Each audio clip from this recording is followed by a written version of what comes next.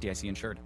For nearly 100 years, Connex has been providing the know-how and materials to help their neighbors grow. Through partnerships with builders, homeowners, and contractors, Connect Home Centers have impacted our communities, making them stronger and safer through support of local organizations and neighborhood beautification projects. Improving the quality of life for others is important to us. We are Connect Home Center, your hometown lumberyard lending a helping hand in building our communities since 1928. You want to feel important. You want to be part of something bigger, something that matters and can help change things. You want to feel like you belong. We know. We felt that way too. And that's why we did something about it. We aren't just Army National Guard soldiers. We are normal people just like you. But our part-time service in the Army National Guard means we get to be more. When our communities are in need, we get the chance to stand up and do something about it. We get to serve in our own region and help the people we call neighbors. From the lakeshores of Ohio, Michigan, Wisconsin, and Minnesota, the fertile fields of Indiana, Illinois, and Iowa, to the wide open plains of North and South Dakota. We are here for our hometowns.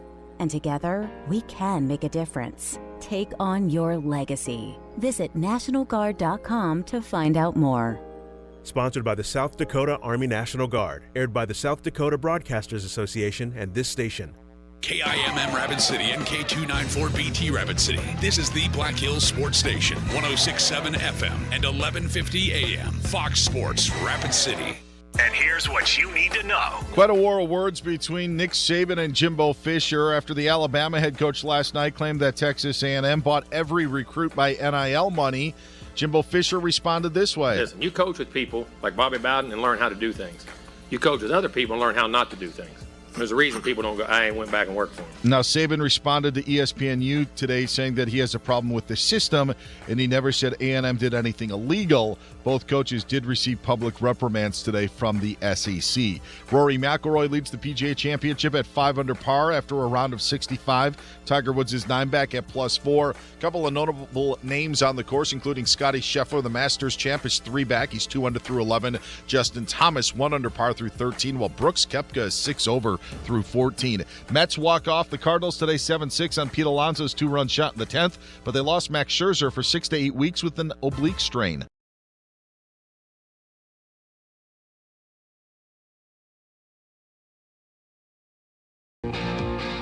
It's time for the only live and local sports talk show in the Black Hills. This is the Nate Brown Show, featuring live callers, live interviews, and local sports. Exclusively on 106.7 FM and 1150 AM, Fox Sports Rapid City. And streaming online right now at foxsportsrapidcity.com. From the biggest national names to the hottest local stories, welcome to the Nate Brown Show. Here's your host, Nate Brown.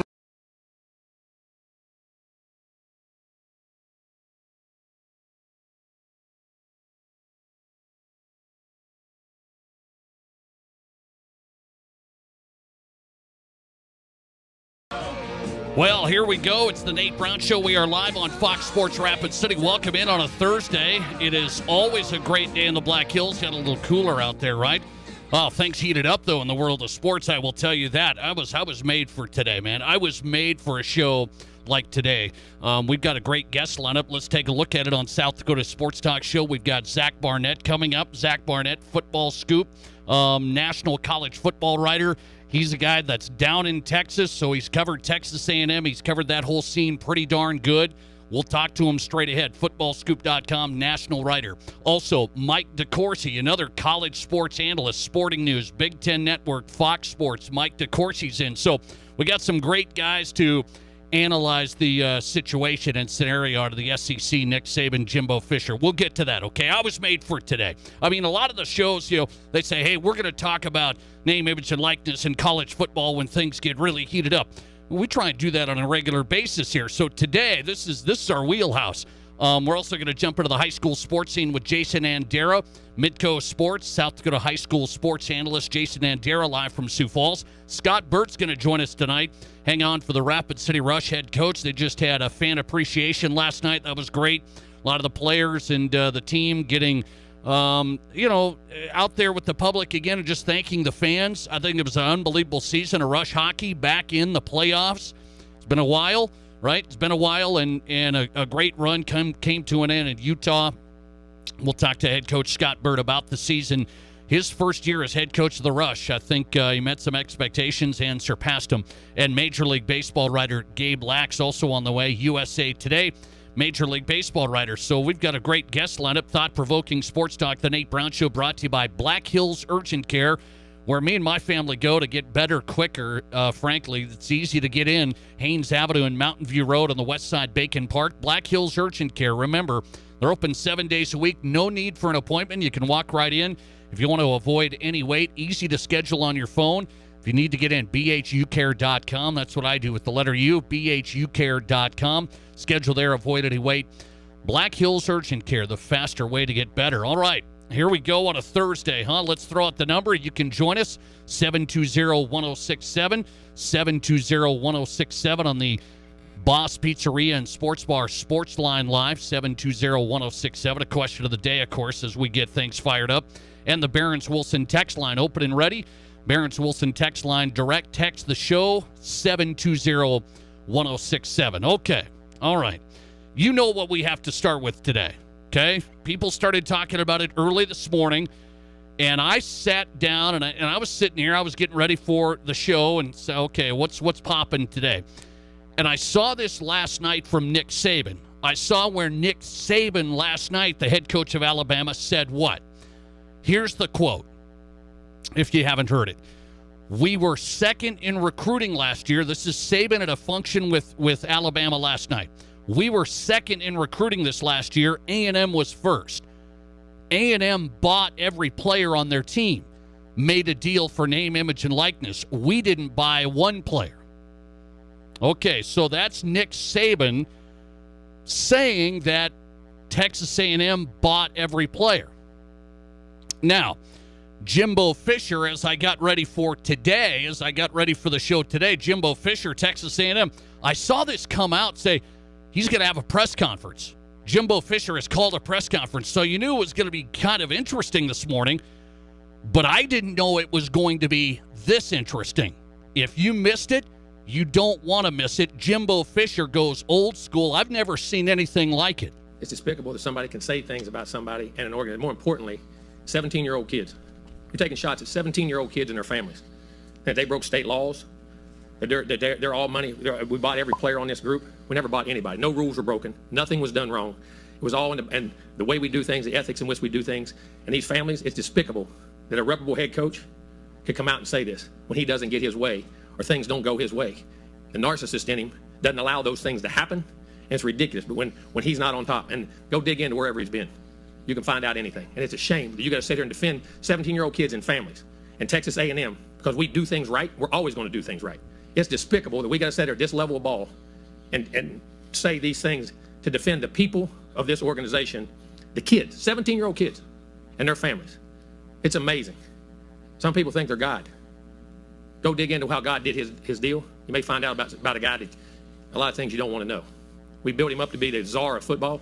Go dig into his past or anybody that's ever coached with him. You can find out anything you want to find out, what he does and how he does it. And it's despicable. And I know the guy. Know him really well. It's amazing that we're allowed to do those things. It's really despicable. And I hate it. For our players who are coming here, who did things the right way, have done things the right way, and will continue to do things the right way, I apologize to you that people insult you publicly the way they're doing it. And our fans, I apologize to you guys for people saying those things about Texas A&M. But promise you this, there are no violations. There are nothing wrong. It's the second time we've had to do this with grown men who don't get their way and want to pout, throw a fit, and act up. Just go ask all the people who work for him. You'll know exactly what he's about. I always said this. My dad always told me this. When people show you who they are, believe them. He's showing you who he is. Okay, that's a major part of the press conference this morning as Jimbo Fisher kind of gave an opening statement and an opening rant, right? An opening, there was some quivering in his voice, some emotion there, just a little bit. And now Jimbo Fisher said more and more. I won't play the whole thing, but that was a big part of it. Really, really taking a hard hit at Nick Saban. Guys that have had a pretty long relationship, you look back in their history, right? Coaching together. And he took a pretty hard hit right there. And then he went on to say, well, I don't cheat, I don't lie. Jimbo Fisher said, I don't cheat, I don't lie. If you missed this part, he said, my dad told me that. If you cheat, you lie. He slapped me. My dad slapped me. And then he said, maybe somebody should slap him. Maybe he hasn't been slapped, meaning Nick Saban. This whole situation here, we kind of felt the rumblings of what? There's going to be a lot of wild deals going on. There's going to be a lot of money flowing. And now you've got some big heavy hitters saying, this is out of control. This is out of control. And it all just came to a head. It all just came to a head right here with two power players, Nick Saban and now Jimbo Fisher, who says, hey, we're going to build something big here, and name, image, and likeness is going to help us, essentially, okay? So this whole background is what? There's reports this past year that Texas A&M got the number one class because they had a lot of name, image, and likeness dollars. But here's the fine print.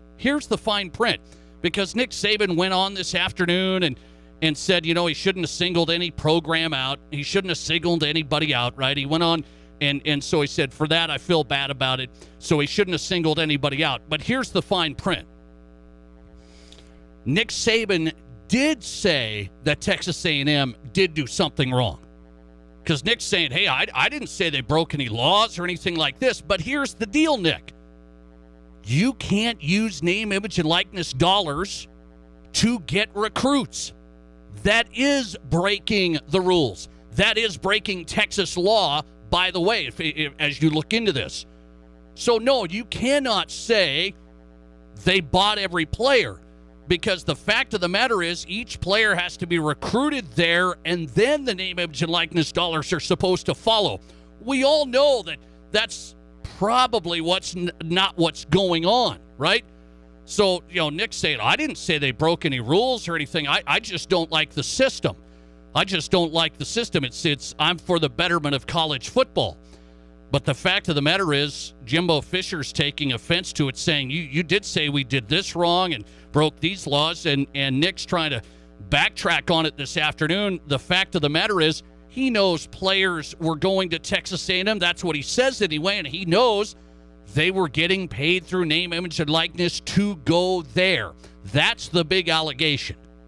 But again, the system is what it is, and this is why the NCAA has really, really failed.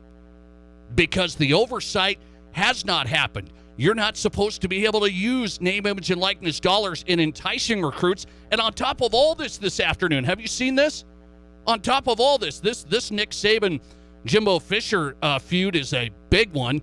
It's a big one, and I mean, it's right in my wheelhouse. On top of all of it, the story we talked about a few weeks ago, and we've been waiting, right? We've just been waiting to see what happens with the number one wide receiver in the country. We've just been waiting, right? You saw reports, what? That the number one wide receiver could get up to $3 million in name, image, and likeness to go to USC. Do you remember this guy? His name's Jordan Addison. And I say the number one wide receiver. He won the Biletnikoff Award last year. Number one wide receiver in the country, Biletnikoff Award. So we everything slowed down. It quieted down. Oh, you can't necessarily believe all these reports and $3 million to go to USC. You can't believe some of this. Guess what? This afternoon, guess what? Jordan Addison, number one wide receiver from Pitt, he just released, I've decided to go to USC.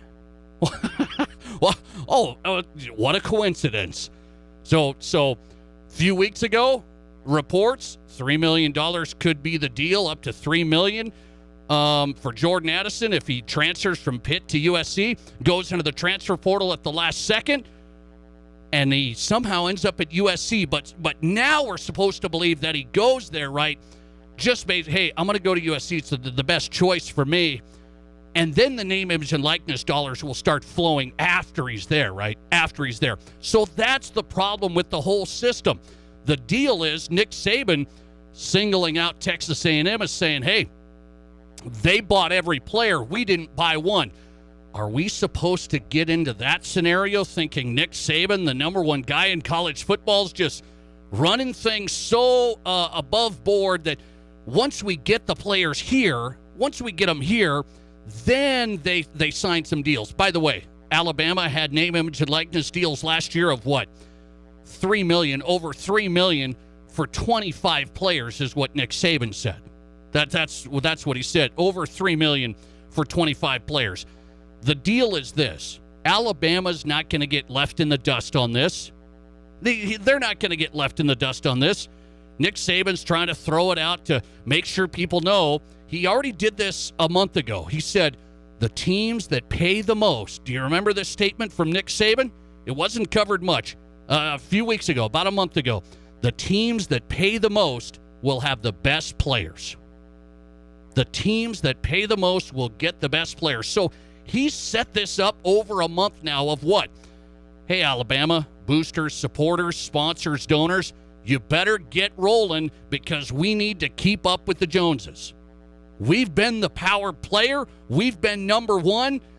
And now the level playing field changing a little bit, at least as far as, we lost some players. We haven't been beaten by Texas A&M ever. We haven't been beaten by these guys ever. So he's just trying to send that message, right? Strategically, I believe it's strategic. Alabama, he's at a function last night with donors and boosters. Hey, A&M, they bought all their players. I don't think he was trying to necessarily get into this mess. He just stepped in some mud and he can't get it off of his shoes now.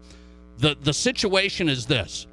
I've got my own thoughts on this. I'll ask you the question of the day in this whole scenario. So now you know what Nick Saban said. You know what Nick said. A&M bought every player. Now you know what Jimbo said. He just went off. He just went off saying, we did everything right. We did everything right. It was all clean. We didn't buy anybody. Yet the reports, if, we're not supposed to believe these reports. Everybody's, you don't know what to believe. Folks, there's stuff happening. There's stuff happening. So I'll say this. Whose side would you take on this situation?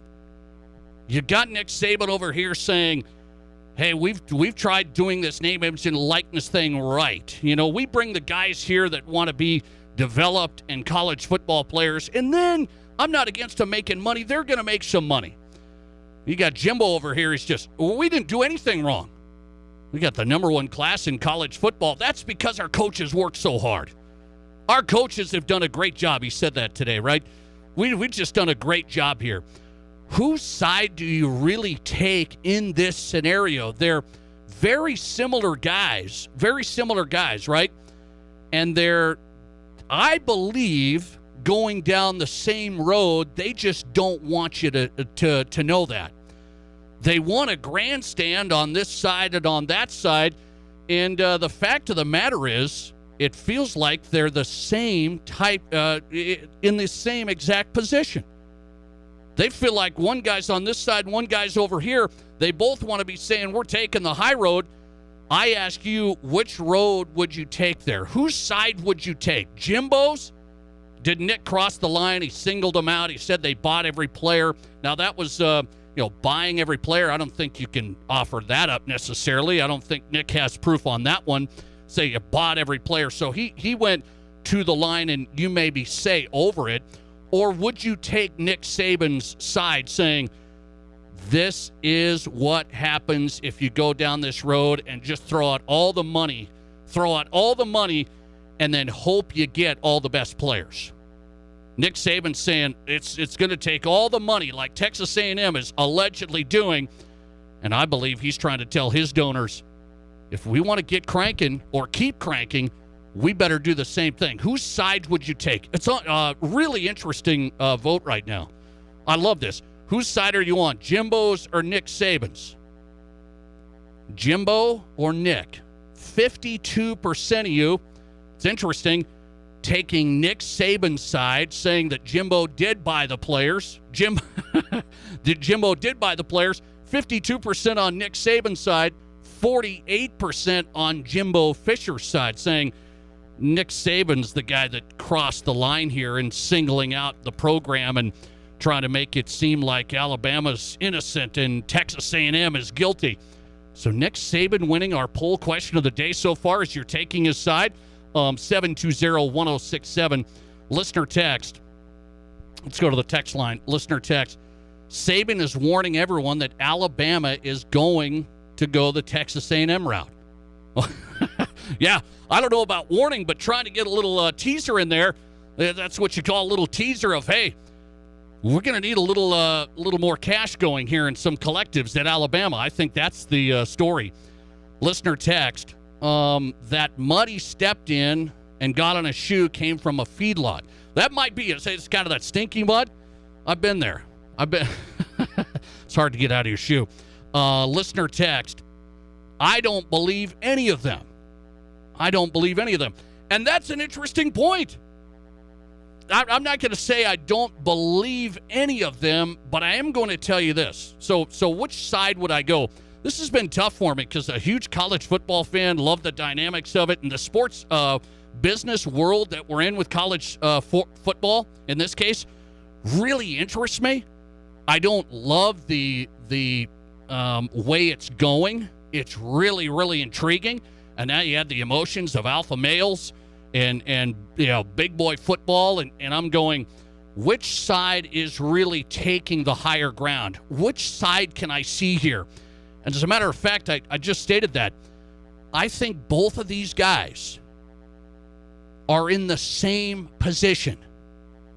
Nick's trying to say we do it right. He said, quote, we didn't buy one player. Nick, are we supposed to buy that? Are we supposed to buy that? Is Alabama so good, even Alabama, in this world of offering millions and millions in sponsorships, Alabama doesn't have to do it? I'm not buying that. He said, quote, we didn't buy one player. So I'm not buying Nick. And by the way, Jimbo Fisher, I said these two guys, they're in the same spot. They think they're in different silos. They think one guy's running I'm doing it right. No, we're doing it right. And they're the same guy. They're the same guy. As a matter of fact, as you say, I don't believe any of them. That's kind of the situation because they're saying we're doing it so well. You heard Jimbo Fisher. We're doing it right. We're doing it right. Nick Saban, in a roundabout way, says, no, we're doing it right. We didn't buy one player. Jimbo Fisher, are we supposed to buy that Texas A&M has all of a sudden become the number one recruiting class? I mean, they're a fine program, but all of a sudden they beat out everybody. Ohio State, Alabama, Clemson, they beat everybody all of a sudden. And so we're not supposed to think about the reports that came out over the last year of, well, this name, image, and likeness collective, this collective at Texas A&M has really got a lot of money. And we're supposed to believe they just stored up that money. Jimbo chose the players, and then the money just flowed after that, right? I mean, legally, I guess that's how it went, because you're not going to get in. You better not step across those lines. But we have to believe there's stuff going on behind the scenes. Jimbo, Nick, there's stuff going on behind the scenes. This isn't just something that all of a sudden we're doing it right. The whole situation is this. Here's where we're at. The NCAA dropped the ball like you wouldn't believe. They dropped the ball, no oversight, no nothing. And I hate to say it, if they don't get any control over it, if there's no control over it, and no oversight and no sanctions, what the NCAA could do is make people ineligible. If they're getting word, hey, we're going to have oversight, we're going to have enforcement, you cannot recruit like Jordan Addison, the Pittsburgh wide receiver today who leaves Pitt. Reports come out weeks ago. Could get up to $3 million at USC. Everything goes dormant. Everything's quiet. And today he goes to USC. Wow, what a deal. What a deal. If we don't start enforcing you can't use dollars to recruit players, this is the new world we live in. So Jimbo can't complain. And Nick, you're going to have to stop complaining eventually and just get in the game, because he's been the game. Nick's not going to be able to complain anymore. Sorry to tell you, nobody feels sorry for Nick, right? Listener text coming in. All of this free money is out in public, and now Nick is mad that his money is under the table. Yeah, that's the thing, Nick. You don't have to have the money under the table anymore. You can put it out on top. Boy, this is interesting today. Really interesting. I've never seen that. And by the way, neither has the SEC. They just issued a statement saying there's a public reprimand now for Nick Saban and Jimbo Fisher that they did not meet established expectations of conduct and sportsmanship. You know, the great bond in the SEC. They did not meet our expectations for conduct and sportsmanship. So there is a public reprimand from the SEC conference. And that and 25 cents will get you not much these days. Thanks for listening. We're off and running. Zach Barnett, his thoughts on this. He's covered Texas A&M. Where's this go from here? It was a wild press conference. Zach Barnett, Football Scoop, live from Dallas next. From high school to college to the pros, this is the Nate Brown Show on 106.7 FM and 1150 AM Fox Sports. Renewal by Anderson. Enjoy the view again. There is nothing like that morning cup of coffee when you have Renewal by Anderson windows. Their exclusive Fibrex material is twice as strong as vinyl. The difference is huge. No more drafts, no more absurd heating or cooling bills. A quiet home, the outside noise is gone. Renewal by Anderson's incredible financing offer is here right now. No money down, no interest, no payments for a full year. Book your free estimate right now at RBARapidCity.com. Enjoy the view again with Renewal by Anderson. Here's your Fox Sports Rapid City forecast. A wind advisory continues until 5 p.m. this evening. Lows dip down to about 39 tonight under partly cloudy skies with a slight chance for scattered rain showers. Winds out of the northwest 10 to 15 miles per hour. Chance for scattered showers tomorrow, 48. Scattered rain showers again tomorrow night, lows around 32. That's your forecast on the Black Hills Sports Station, Fox Sports Rapid City. Currently, it's 45. What can Elevate Performance do for your athlete? Maggie Taylor, Hill City High School. We can't thank Rihanna at Elevate Performance enough. After my surgery, we started an intense rehab program. Since my recovery, we have met with Rihanna on occasion to help strengthen my body so an injury doesn't happen again. I feel like I couldn't be where I am at today as an athlete without the help of Rihanna at Elevate Performance. Get your athlete started at ElevatePerformanceSD.com. Do you have plans to hit the open road this summer? No matter your style, Black Hills Federal Credit Union is ready to meet your needs and make financing your next vehicle easy. With rates as low as 2.29% APR, now is the time to make the switch to the vehicle you've had your eye on. Get pre-approved or apply online at bhfcu.com or text or call 605-718-1818. Offer subject to approval. BHFCU is member owned and insured by the NCUA. We all know life's busy, and if you get sick, you can get behind pretty quick. That's where Black Hills Urgent Care comes in. No appointments needed, no long waits, just fast, affordable care to get you feeling better quicker. Black Hills Urgent Care has 2 locations in Rapid City on Haynes Avenue and Mountain View Road. You can simply check in online at bhucare.com. That's with the letter U, bhucare.com. When you need care, see the team at Black Hills Urgent Care, the faster way to get better.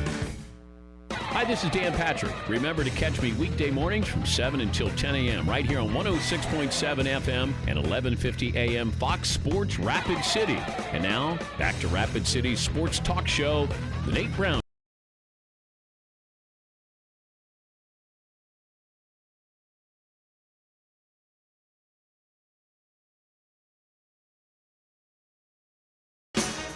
We are off and running on a Thursday, college football Thursday. I'll tell you, in the middle of May, I'll take it, man. This is right in the sweet spot. Right in the sweet spot for me. I love talking name, image, and likeness in college sports. So intriguing to me. And this just went off the rails today with Jimbo Fisher and Nick Saban. Zach Barnett covers it, does a great job. He's down in Texas, so familiar with Texas A&M. I mean, the whole scene. Footballscoop.com, national college football writer. Zach Barnett here on the Nate Brown Show on Fox Sports Rapid City. Find him on Twitter. Follow him at Zach_Barnett. Zach, I appreciate your time. How are you? Doing well. Thank you for having me. Well, I thank you for your time. So I've played the audio. Radio shows have played the audio all day. So I think most of our audience has heard Jimbo Fisher. When you heard it, and I'm sitting here watching it live on my phone this morning. I pull it up. I'm watching it live. I'm like, wow, this is interesting. I don't remember something like this. What was your early reaction there watching Jimbo? I mean, I wasn't, obviously, I think we all expected when the press conference was announced for him to come out and be angry because, this is the third time now that he's had to respond to allegations and the third time that he's had to, defend, the honor of his players, his coaches, and his university. But I can't sit here and say that I was anticipating him to accuse Nick Saban of basically being God or Jesus on multiple times, accuse him of being the czar of college football, accuse him of being a narcissist. I certainly did not anticipate him suggesting that maybe this wouldn't have happened if someone had slapped Nick Saban in the face as a child. This was Pantheon level pettiness between college football coaches. Okay, so I've asked my audience, whose side are you on? Nick Saban saying that, yeah, Jimbo went overboard here in that program, buying all these players, quote unquote, and the allegation there. So you're on Nick's side, or are you on Jimbo's side saying, no, Nick crossed the line and signaling out this program, and they did everything wrong? It's 52% Nick, 48% Jimbo. I mean, it's right in the middle. Which guy came away looking the worst here in the last 24 hours? I mean, I guess it's probably Nick Saban because, he definitely put his foot in his mouth. I mean, he apologized. There was definitely a way to get his point across without naming names and bringing in Texas A&M and Jackson State. The Jackson State thing was the biggest mistake because, maybe Travis Hunter did get $1 million, but they definitely did not brag about it. Dion and Travis Hunter himself have denied that he got paid to go to Jackson State. So to say that Jackson State admitted it and bragged about it is just flat out untrue. And for a guy, Nick Saban's a great orator, and most of what he said, was sitting. He distilled, the NIL process and the rules and where we are today in 2 minutes better than I've heard anybody do it, myself included, in the past year. So most of what he said was made a whole lot of sense, but naming names of A&M and Jackson State was an own goal, and it allowed. I bet you Texags today is happier than they were on the day that either of the times that A&M's actually beaten Alabama on the field since they joined the SEC. Jimbo's approval rating among the maroon and white is 10,000% right now. Interesting. He won the PR battle with his home base. I'll ask you about this. General audience, college football fans that are looking at this saying, okay, this name, image, and likeness thing is out of control. You're supposed to not be able to recruit players with it. We saw the reports, and Zach, you're in the middle of all this stuff. All the reports said Texas A&M had all this money, and they get the number one recruiting class in the country. You're not supposed to be able to use money to do that. How are we going to get a control on enforcing the rule? The rule's in place. Nobody's enforcing it. Right, and that's really the gist of the argument here, and the gist of what Nick Saban was talking about. I think nobody generally has a problem if an established player goes and gets an NIL deal from anywhere from Joe's Pizza Shop all the way to Nike.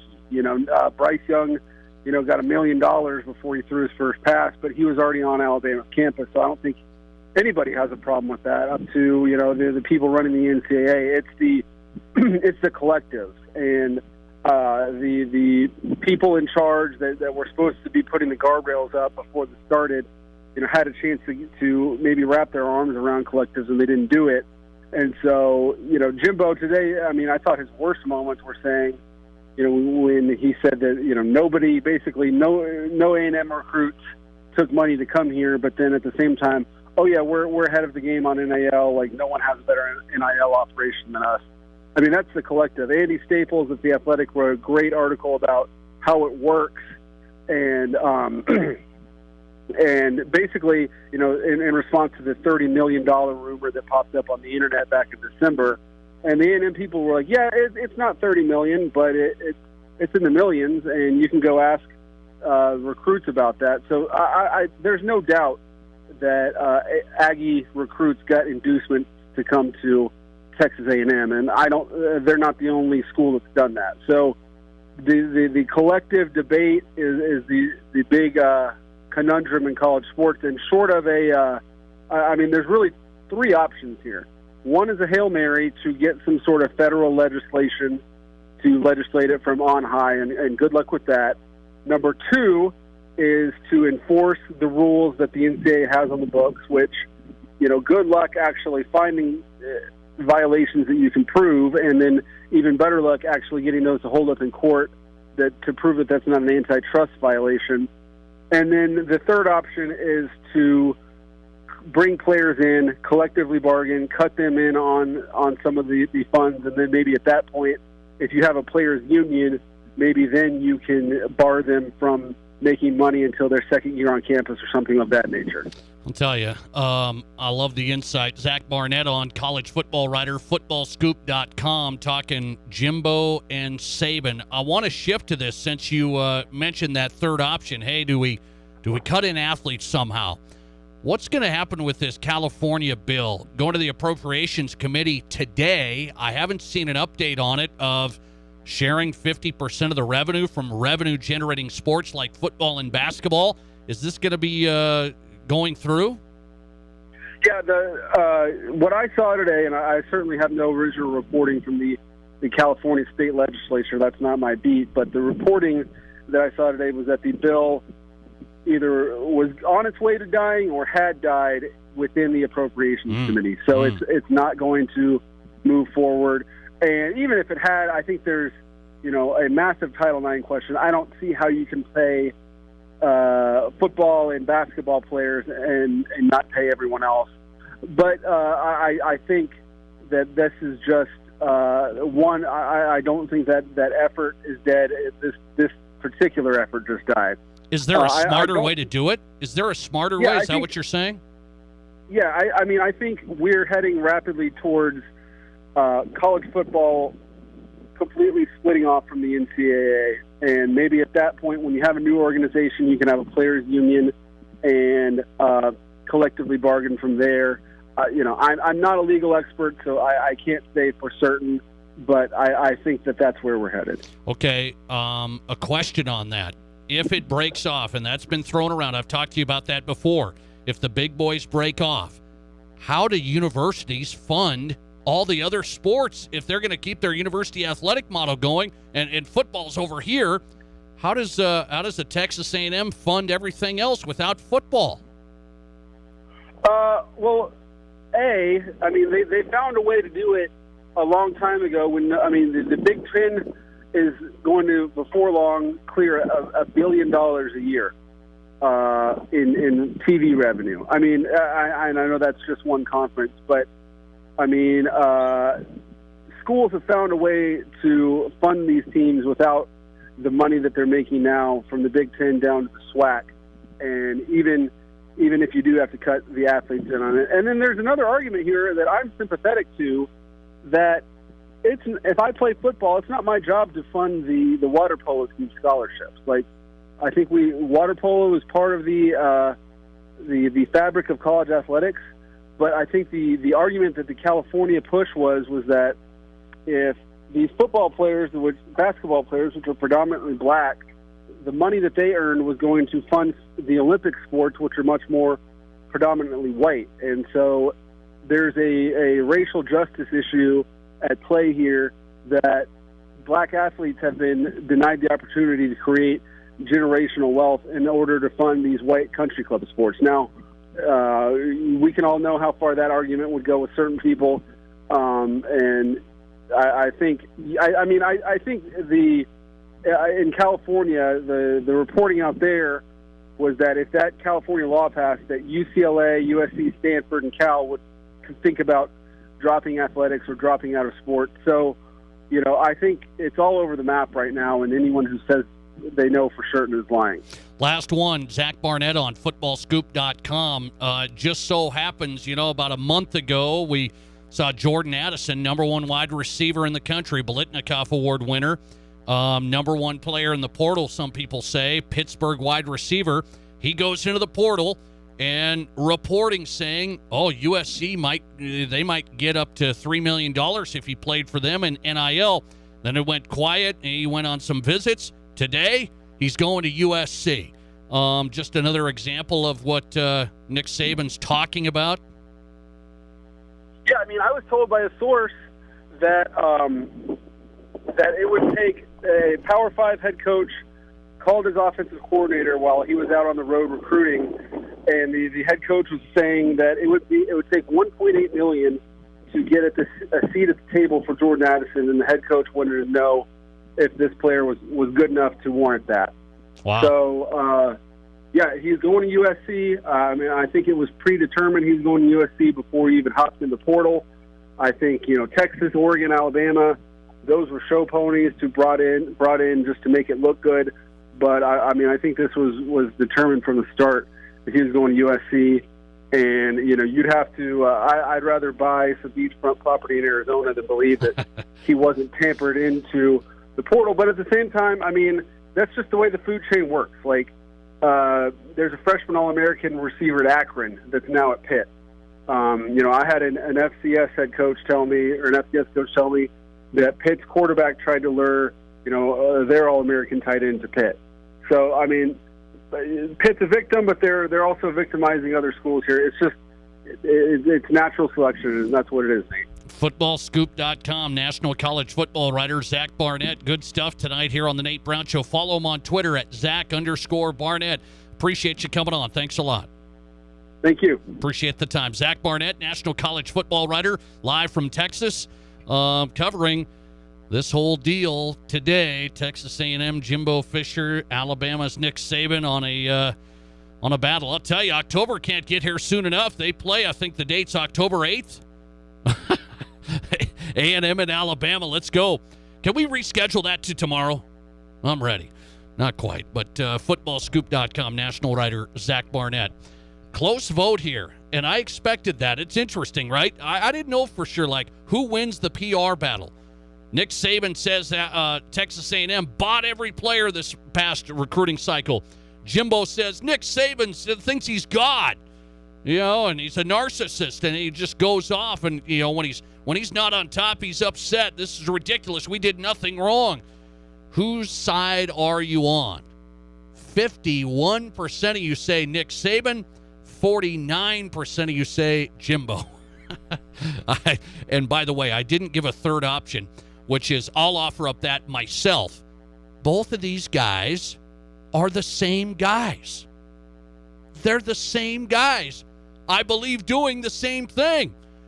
Nick Saban maybe just started a little bit from another spot, meaning I think we might be good enough. We might be good enough as it is, right? We got enough money flowing through here. We're good. We're Alabama. They're the same guys. All right, thanks for calling. You're live today, and you go ahead. I agree. Same guy. You do? Yeah. What do you think? I find it funny. Oh. I know everybody goes, he thinks everybody cheats. Yeah, they do. Some just call it out on others. Okay. No coach is going to snitch on another coach. If he'll never get a good job after that. Okay, well, Nick Saban doesn't worry about it. He just said A&M bought everybody. Yeah. Yeah, that's where, Nate, come on, it happens to me, buddy, where you wish somebody would have just took your shoe, put it right in your mouth before you opened it. And that's how Saban looked at it. Yeah. He's trying to backtrack, but they're the same guy. They're the same guy. They're doing the same thing. That's the world it is. It is. It is. And that's when I say, Nate, college football, what's that? Remember before it hurt people's feelings when you beat the team comes into your home gym and you go, nah. Hey. You can't do that no more, Nate, because that's sensitive. Oh, All right. All right. College football's gone, dude. Well, hang Now on. we're It's not. talking- It's so interesting. Let me just say that it's interesting. You better believe it. Let's call You're it what fired it up will about be. this every day. Semi-pro. Okay. Semi-pro Okay. football. Yeah, I got you on that. Hey, they're going to have player unions, all this stuff I'm reading and hearing. I'm like, you're a pro team. Yeah, and I think that might be coming, man, and that might change my opinion about it. I don't know if I love See, that. but nobody wanted to believe me. I told you guys this is crazy. Can you imagine? Well, and we I'm need a some Tech rules. fan, Nate. We need rules. I love the AD at Tech. I like the basketball coach, Eric Glenn and Joel, in the AD's office. But I'm sorry, you guys. You have nobody I would give $250 to sponsor. So the little guy's going to lose out. Well, it's going to be hard. It's going to be a different structure. There's no doubt. D2 to FCS to D1. Thanks, buddy. Appreciate it. My dad said, take me now, Lord. It's over. Okay. All right, buddy. Thanks. 99 years old. Hang on. Hang on with us. All right. Good to hear from you. No, it's interesting. It's intriguing to me. It is intriguing to me. How about that? You couldn't get a more even poll. 51% say Nick Saban, I'm with him. 49% say Jimbo Fisher, I'm with him. That's funny. It worked perfectly today in our question of the day. I've got another question of the day that I'm going to address coming up here. Right now, as a matter of fact. With Jason Andera, Midcoast Sports high school sports analyst. Do you believe, answer this as I go into the break, come back with Andera from Sioux Falls. Do you believe the in-game behavior of high school athletes today is worse? Okay, than when you played, than when I played. Maybe even than 10 years ago. I'm getting pretty old now, so time flies. Do you believe in-game behavior of high school athletes is worse today? It's a question. I'll tell you what I'm want to discuss here, an incident, and think is that, well, maybe this has happened before. We'll talk to Jason Andera next. You're listening to The Nate Brown Show, streaming live at FoxSportsRapidCity.com and right here on 106.7 FM and 1150 AM Fox Sports Rapid City. Denny Menholt dealers are serving up a grillin', chillin', and thrillin' summer. Register to win a side-by-side at any Menholt dealership. Other prizes like a Traeger smoker from Black Hills Fireplace, grill and fire pit, golf at Red Rocks, Dakota Butcher, Sicky's Garage, Plant Smith, and more. While you're in, check out what's hot on the lot. With trade-in values at an all-time high, there's never been a better time to buy. Your grillin', chillin', and thrillin' summer starts at Denny Menholt dealerships, Rapid City, and MenholtSummer.com.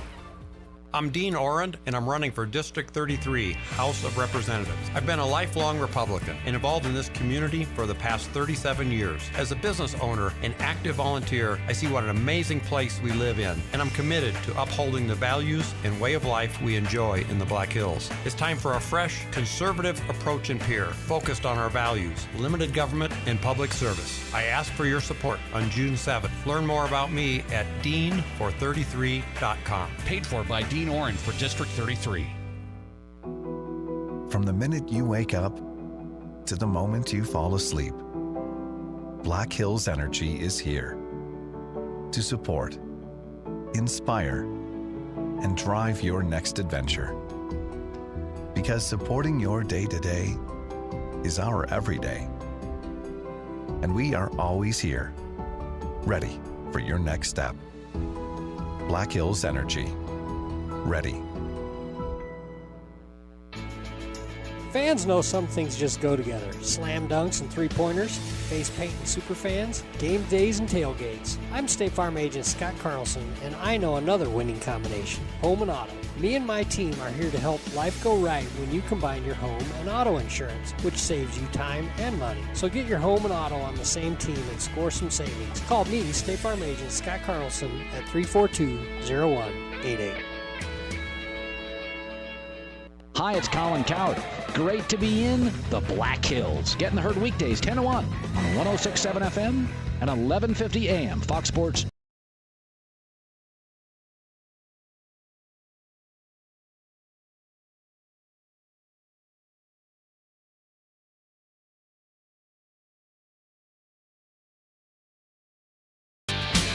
Hey, welcome back in the Nate Brown Show. We're live today. Thanks for being a part of the show. Appreciate it. Hope you're having a solid week.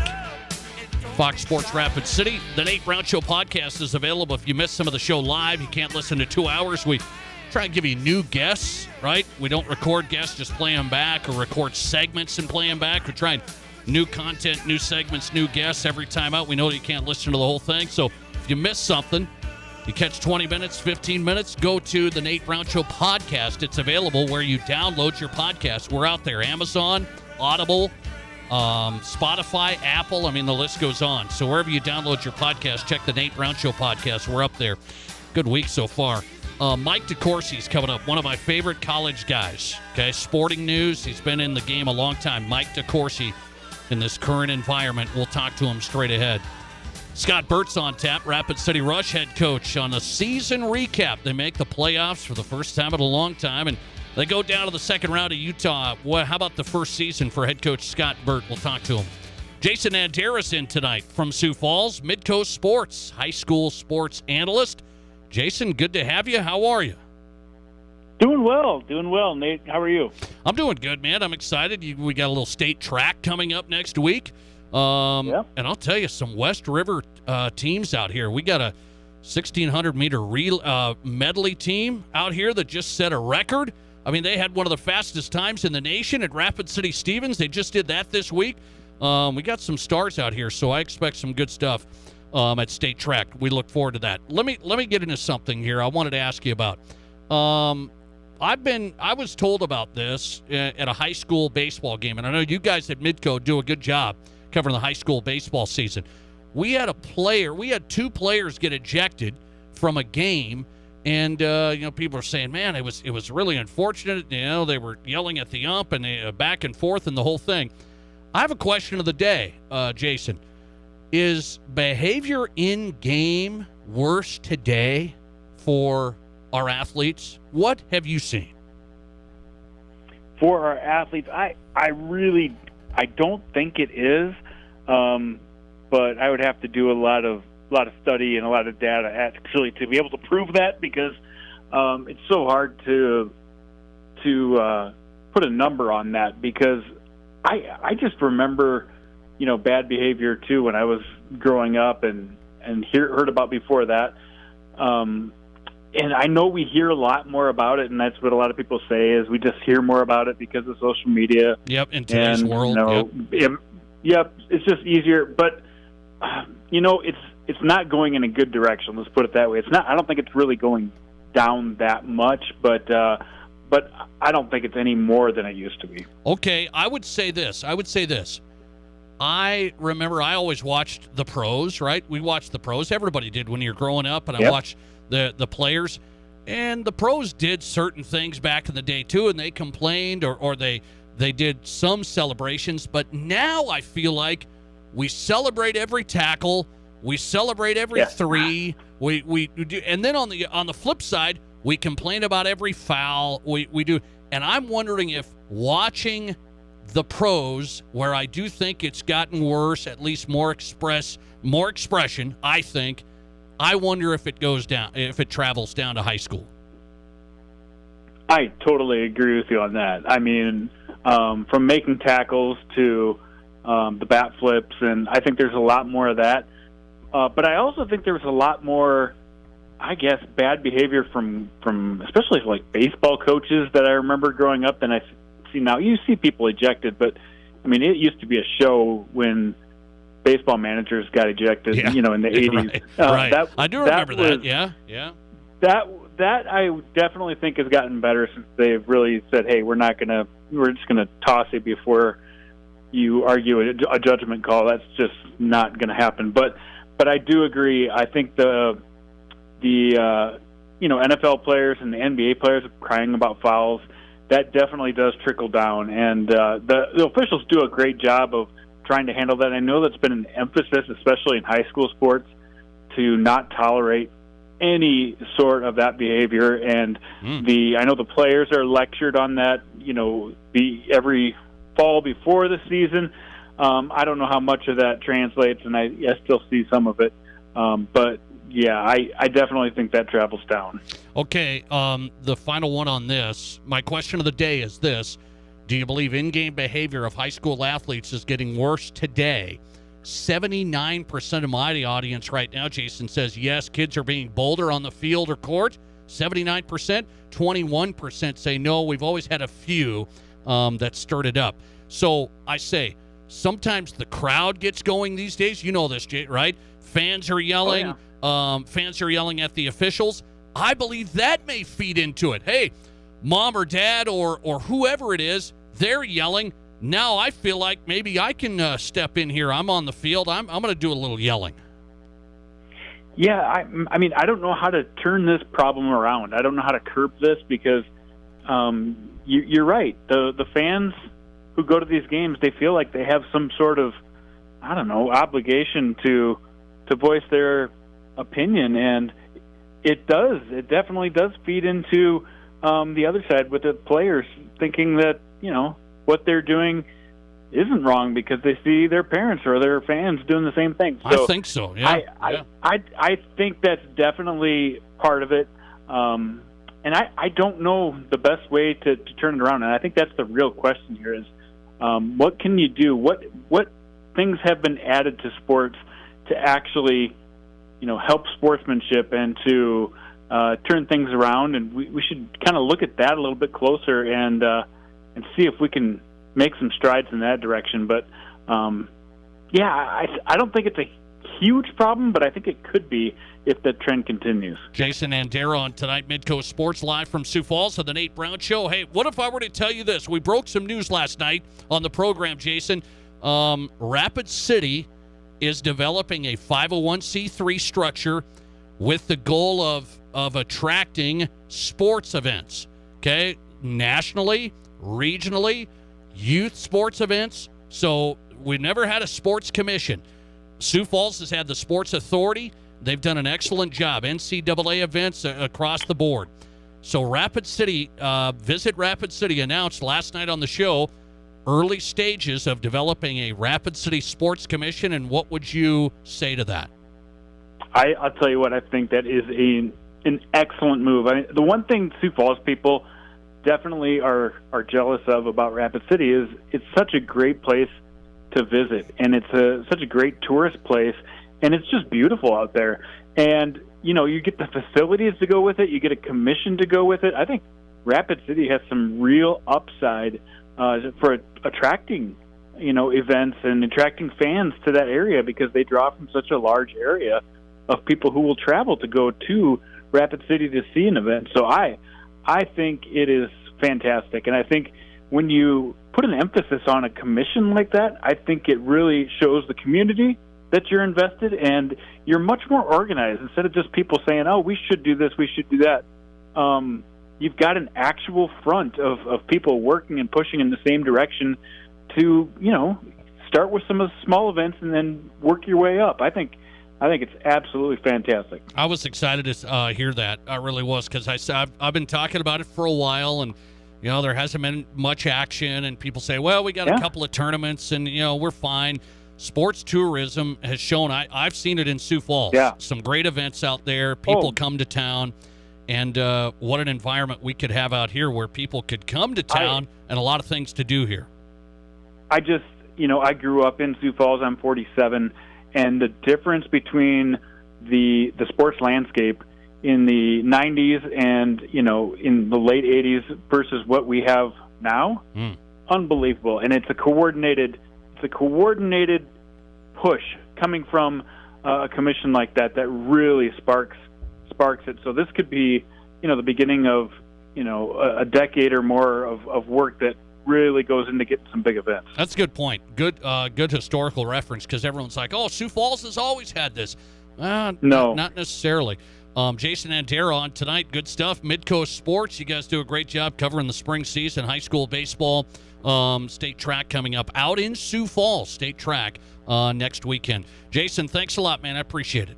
All right. Take care. All right. Jason Andera, Andera Midco on Twitter. Follow him there at Andera Midco. Midco Sports. High school sports analyst from Sioux Falls. Question of the day. Do you believe the in-game behavior of high school athletes is worse today. Oh, this is the old generation. This is the crusty old guys like me saying, kids these days. Is that true? Is it true? 79% of the audience on Twitter right now says, yes, kids are bolder today. Kids are bolder, 79%. 21% say, no, there's always been a few of those kids. And I saw this deal, high school baseball, some ejections. And I got to say, I was a competitor. Like, I was probably, pretty edgy because I had to make up for, it's like, I'm a competitor. I wasn't as athletic as my brother, but played at a state basketball championship game, played at some pretty good high school games, right? So, but I was a competitor and just a nut job as far as being on the court and field. I just want to battle. I want my team to win. No friends on the other team at all. You know how kids are friends these days? No friends on the other team at all, ever. But I don't remember ever arguing to the point of where I'm going to get a T or ejected from a game.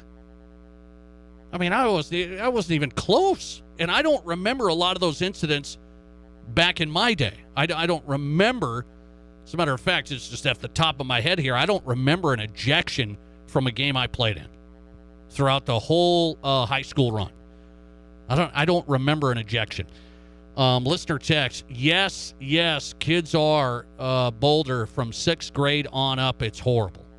From 6th grade on up. Interesting. We'll revisit that. Coming right back with Scott Burt, Rapid City Rush, head coach. How about his first year as head coach of the Rush? Brought us back to the playoffs.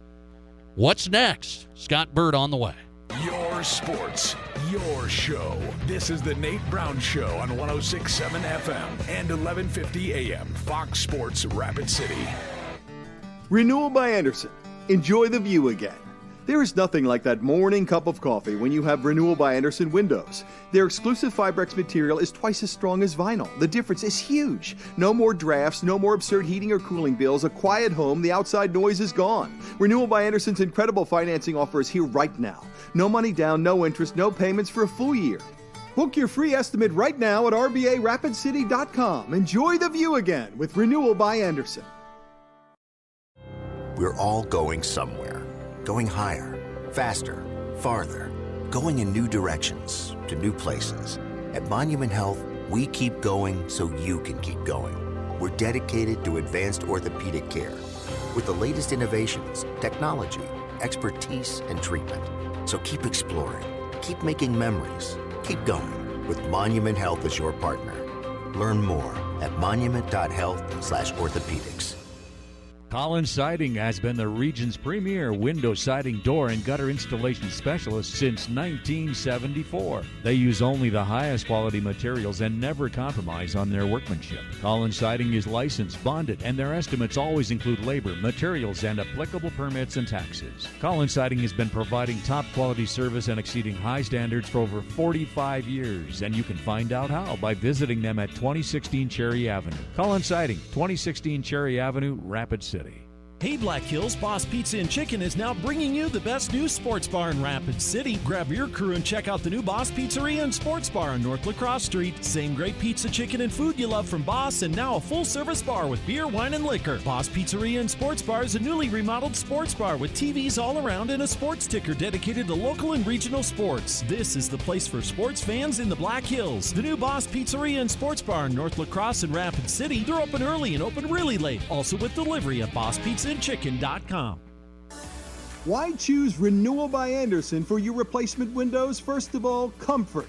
Your home will be so much more comfortable and quiet, especially when it's frigid outside or blazing hot. Renewal by Anderson is a 5-star energy partner. Our windows could help you cut your energy bills significantly. Our windows can also significantly increase the value of your home. Our installers are certified full-time experts, not subcontractors. We're local people. Renewal by Anderson is a family business. If you want to talk to the owner, Andy, he's one phone call away. We have the strongest warranty out there. We stand behind our work like no other. Please read our outstanding customer reviews. We always have great financing options, too. There's no reason to wait. You could probably have new windows in your entire home for less than your cable bill each month. And when was the last time that cable bill paid you back like our windows will in energy savings, home value, and comfort? Please visit us on the web at rbarapidcity.com to learn about our financing and book your free in-home consultation.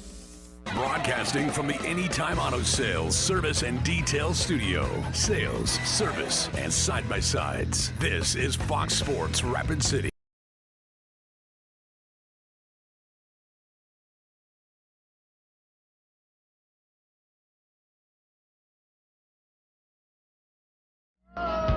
Hey, welcome back in the Nate Brown Show, South Dakota Sports Talk Show on Fox Sports Rapid City, 106.7 FM, 1150 AM. Thanks for listening on the radio side. How are you? We're in the Drive at 5 already on a Thursday. Drive at 5 brought to you by Summit Automotive Group. Take the drive East Highway 44. Take a look at the lot. No high-pressure sales gimmicks, okay? Just take a look, see what they have. Also, you can bring them up on your phone, summitautogrp.com. Experience the Summit difference. Summitautogrp.com. Car buying truly built around you for your next pre-owned vehicle. Scott Burt's on tonight. One more time. I'm not going to let him get a break quite yet. One more interview. We've had him every week, all season long, and what a rush season it was for the Rapid City Rush. Back into the playoffs. Got to the second round, couldn't get by Utah. Tough series. And the Rush had a great season, had some fan appreciation last night with the players. Scott Burt, head coach of the Rush, one more time on the Nate Brown Show with a little season recap. Coach, thanks for coming on. How are you? Nate, how you doing, bud? I'm doing good, man. I congratulate you on a great season. I know you maybe didn't get to the ultimate goal. You know, you want to win the whole thing. But tell me about your grade of this season. First year in Rapid City. It's a long season. You get to the playoffs. You get to the second round. How do you grade it? Well, I think I would grade it as an A. And the reason why is realistically expectations, I don't want to say were low. We exceeded the expectations in my mind. We had a goal at the beginning of the year that was to make the playoffs, and everyone has heard about that. And we exceeded that. We did that. We were fighting for a divisional title at the end of the year. And, you know, we lost out to a good Utah team, and I look back at that, which has 10 contracted players to our 1. So that only tells me we're not far off. Our guys bought into what we preached from the beginning of the season right to the end. And they continued to buy into the process, bought into the systems, and they delivered that. And it could go either way. It could go south quick, or could have went north, and it continued to go north, and they continued to get better every day. Every week and every series throughout the weekend that we were involved in, and we just got better. So I think at the end of the day, at the end of the season, I really didn't know. Obviously, it was my first year as a head coach. I think I would grade it as an A. A plus to me would probably win it all. But I truly believe we exceeded a lot of expectations throughout the league. And maybe throughout the fan base as well. Yeah, I would agree. It was a fun season. A lot of great Rush hockey games this season. Kind of got this fan base energized again. Scott Burt's the head coach of the Rapid City Rush. So you said it, first year as a head coach. So I want to ask, I've talked to coaches a long time. First year as a head coach, what was your big learning lesson, takeaway? You know, you maybe haven't evaluated yourself yet, but what pops in your mind? Well, I had an expectation for myself. I believe I could be a head coach, and that's why I'm a head coach. I learned a lot through my development as an assistant coach in the Western Hockey League, and then going back to Idaho for the year that I spent there, and then obviously the COVID year. And that just made me grow as a head coach. Now, your first year as a head coach, it can go either way again. You could easily have everything lined up and you're prepared and maybe over-prepared, or you could, I hate to say, go flop and maybe you have everything in your mind and it might not come out to the players the right way. But for myself, I believed I was over-prepared. I was ready to go. I had our guys buy into what I believed in and my philosophy right from the get-go. So, in that aspect, I thought it was a good year. For myself, another learning curve for me. There is a lot of administrational stuff that you have to do. Sure. There's a lot of stuff that you have to deal with. Players getting called up. I mean, one situation there this year, we had Lucas Perrick on a Friday night. We had David Tendick up in Arizona. We had Dylan Kelly up in Henderson. And the next night, that Friday, I found out that Lucas was getting called up on the Saturday, and we did not have a goalie. So we really had to buckle down and find a goalie, and I found Brad Arvanatis from Babson University, sight unseen, no idea, just got a name, talked to him, got him on a flight Saturday morning, played Saturday night, and we're talking he flew from Boston. So that's the tough part. And the other thing too is having the guys understand and believe what I was preaching. We had exit videos or meetings today, and one of the players I talked to was Max Cota. Now Max played for me in Idaho, so we kind of knew who I was from the get-go. But just talking about it today, he was like, "Bertie, there was no way I was coming to Rapid City after that first conversation. I just didn't think it would be a good fit for me." And then the second time you called, and then the third time you called, and then I came here, and then you look at his season. He had an exceptional season, his best season. So, we got a lot of feedback from the players in our exit video or meetings today. And as crazy as it may sound, everyone wants to come back. Interesting. That's how tight-knit this group is. And, I told the players and I told Jeremy Gates, my assistant coach, today that what's crazy is we had 6 players that came back from last year, and I think 3 of them were rookies, Shabbat, Wallen, and I can't even remember who the other guys were. Bayless came back from last year's team, and then Adam Carlson, who was injured when he came back. So he really wasn't a part of the group. Guys really had to believe, and I didn't know who the guys were. So we had to recruit a whole brand new team, and we had to build, and we had to find that core group of guys, that leadership group that understood that what I was preaching and my vision. They did that, they took that, and they exceeded that. And now we have a whole group of guys that now all want to come back. So that's a good start for next year. It is. I was going to ask you about that. Scott Burt's on tonight on the Nate Brown Show, head coach, Rapid City Rush. Their season's done, got knocked out by Utah in the second round of the ECHL Kelly Cup playoffs. So, sports is supposed to be fun, Coach. So, we talk about the behind the scenes and the learning and, the expectations, and you energized the crowd this season, had a great season. It's supposed to be fun. What was fun for you? I think seeing the guys come to work every day, it made my job easy. It truly did. This is a job that I love doing. I played the game for 13 years and was able to win a few championships, and that was fun. Now, going and back to junior hockey and then pro and seeing the guys come to work every day. But what was fun for me was putting a team together and, guys understanding my vision, recognizing that, and seeing them complete that. And with that being said, my systems and all that, I understand now that they work. And guys understand that. And I had so many meetings today with guys saying, structurally, it was unreal. We've never had that structure before. And this is some of the older players, some guys from different teams. And it was building blocks to the future and where we can go.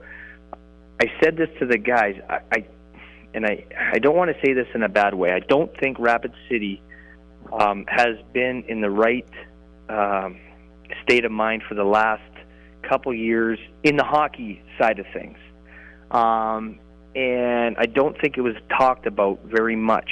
And I kind of use the analogy of maybe this was a place after the CHL and their championship is kind of maybe going downhill just a little bit. And I don't want to use, that I use the analogy today as it was almost like a junkyard where guys were coming to end their career. And now they're coming here to resurrect their career. With the players that went up to the American Hockey League this year, that came here on tryouts, that didn't know a thing, understood that I believed in development, took that, ran with that, and then made games and played games in American Hockey League. So for me, that was the fun part is setting the structure and the systems up and watching the guys go out there, capitalize that, and become a team. And to me, that made me feel real good. Really fun season of Rush hockey. Scott Burt, the first-year head coach, second round of the playoffs, and now the expectation's set to go even more. He said a lot of the guys, all the guys, want to come back. We'll see how this offseason goes. Okay, Coach, before I let you run, last fun question. Now, after exit interviews and that whole thing, you take a little breather. And so I'll say, you're going to watch the Stanley Cup playoffs. Who's going? Who's going to the Stanley Cup final?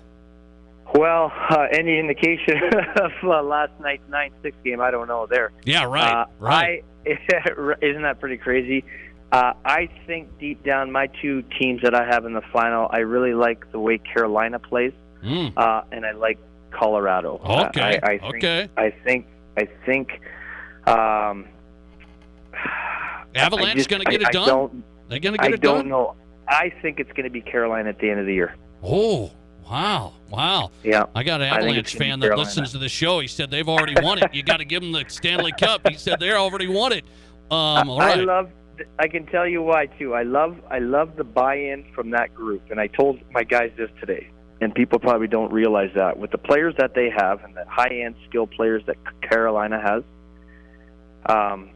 people probably don't know that they are the team throughout the year that played the dump and chase game, where it wasn't because they had high-end guys that they were a high-flying group. They played to the identity of their coach. Rod Brendamore, if you remember him, was a grinder back in the day. He was a leader. He was a captain, and the players play for him. I believe truly that's what our players did for myself and my assistant coach, Jeremy Gates, this year. Right from the get-go, we were doing hard skates with the guys. That's what they do. And when players see that the coaches grind like the players, they want to play for the players. And I think deep down, Carolina is just going to get her done just for that reason. All right. That was the first prediction I've asked Scott Burt on the show. Now that his season's over, he goes Carolina, Colorado, Stanley Cup Finals. Scott Burt on tonight. Coach, congrats on a great season. A lot of fun talking to you. Enjoy a little bit of time here, and we'll be in touch. Absolutely. Anytime. Back to work. I'll take a few days, and I'm back to work. I got to dissect why we lost. All right. I appreciate it. Scott Burt here on the Nate Brown Show. Good to have him all season long, of course, here with the Rush Review. And we'll keep on keeping you plugged in with Rapid City Rush Hockey. That was a fun season. Back in the playoffs and made an impact. Got into the second round. Couldn't get by Utah. Tough team as the Kelly Cup playoffs continue. Scott Burt on tonight on Fox Sports Rapid City here on the Nate Brown Show. I've got to get into the rest of the Drive at 5. I've got something for you tonight. This is interesting, okay? So last night about this time, if you listen to the show every day, I hope so.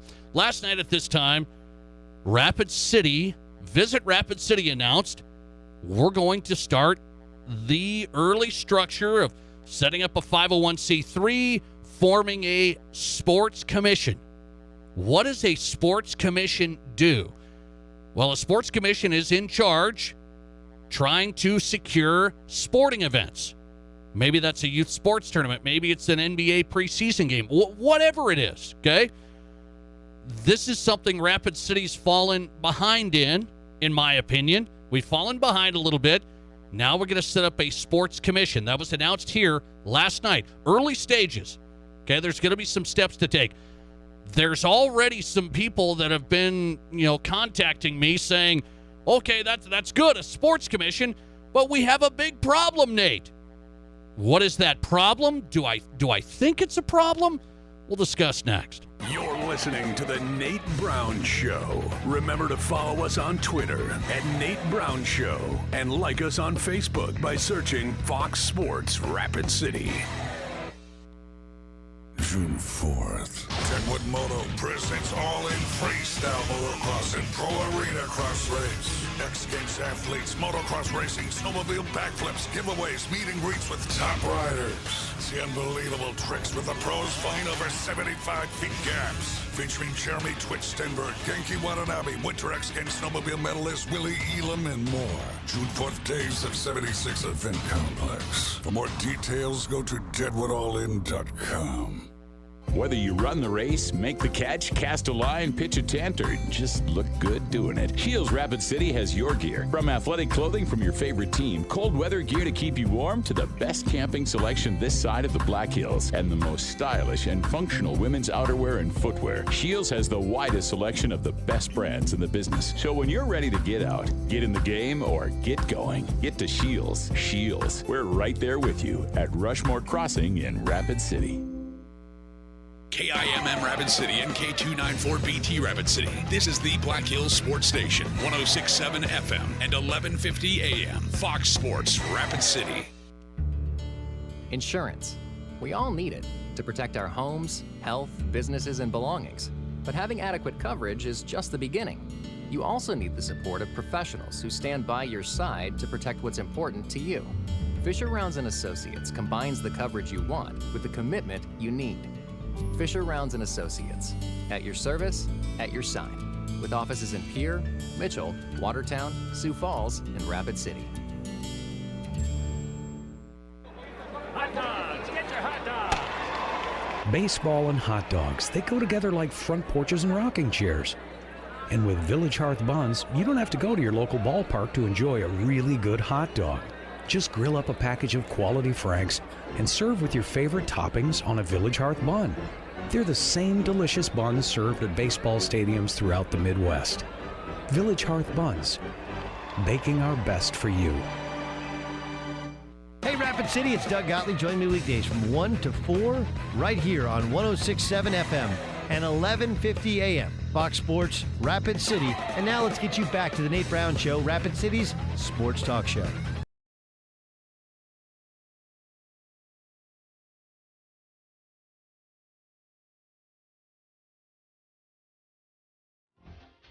Hey, we're back.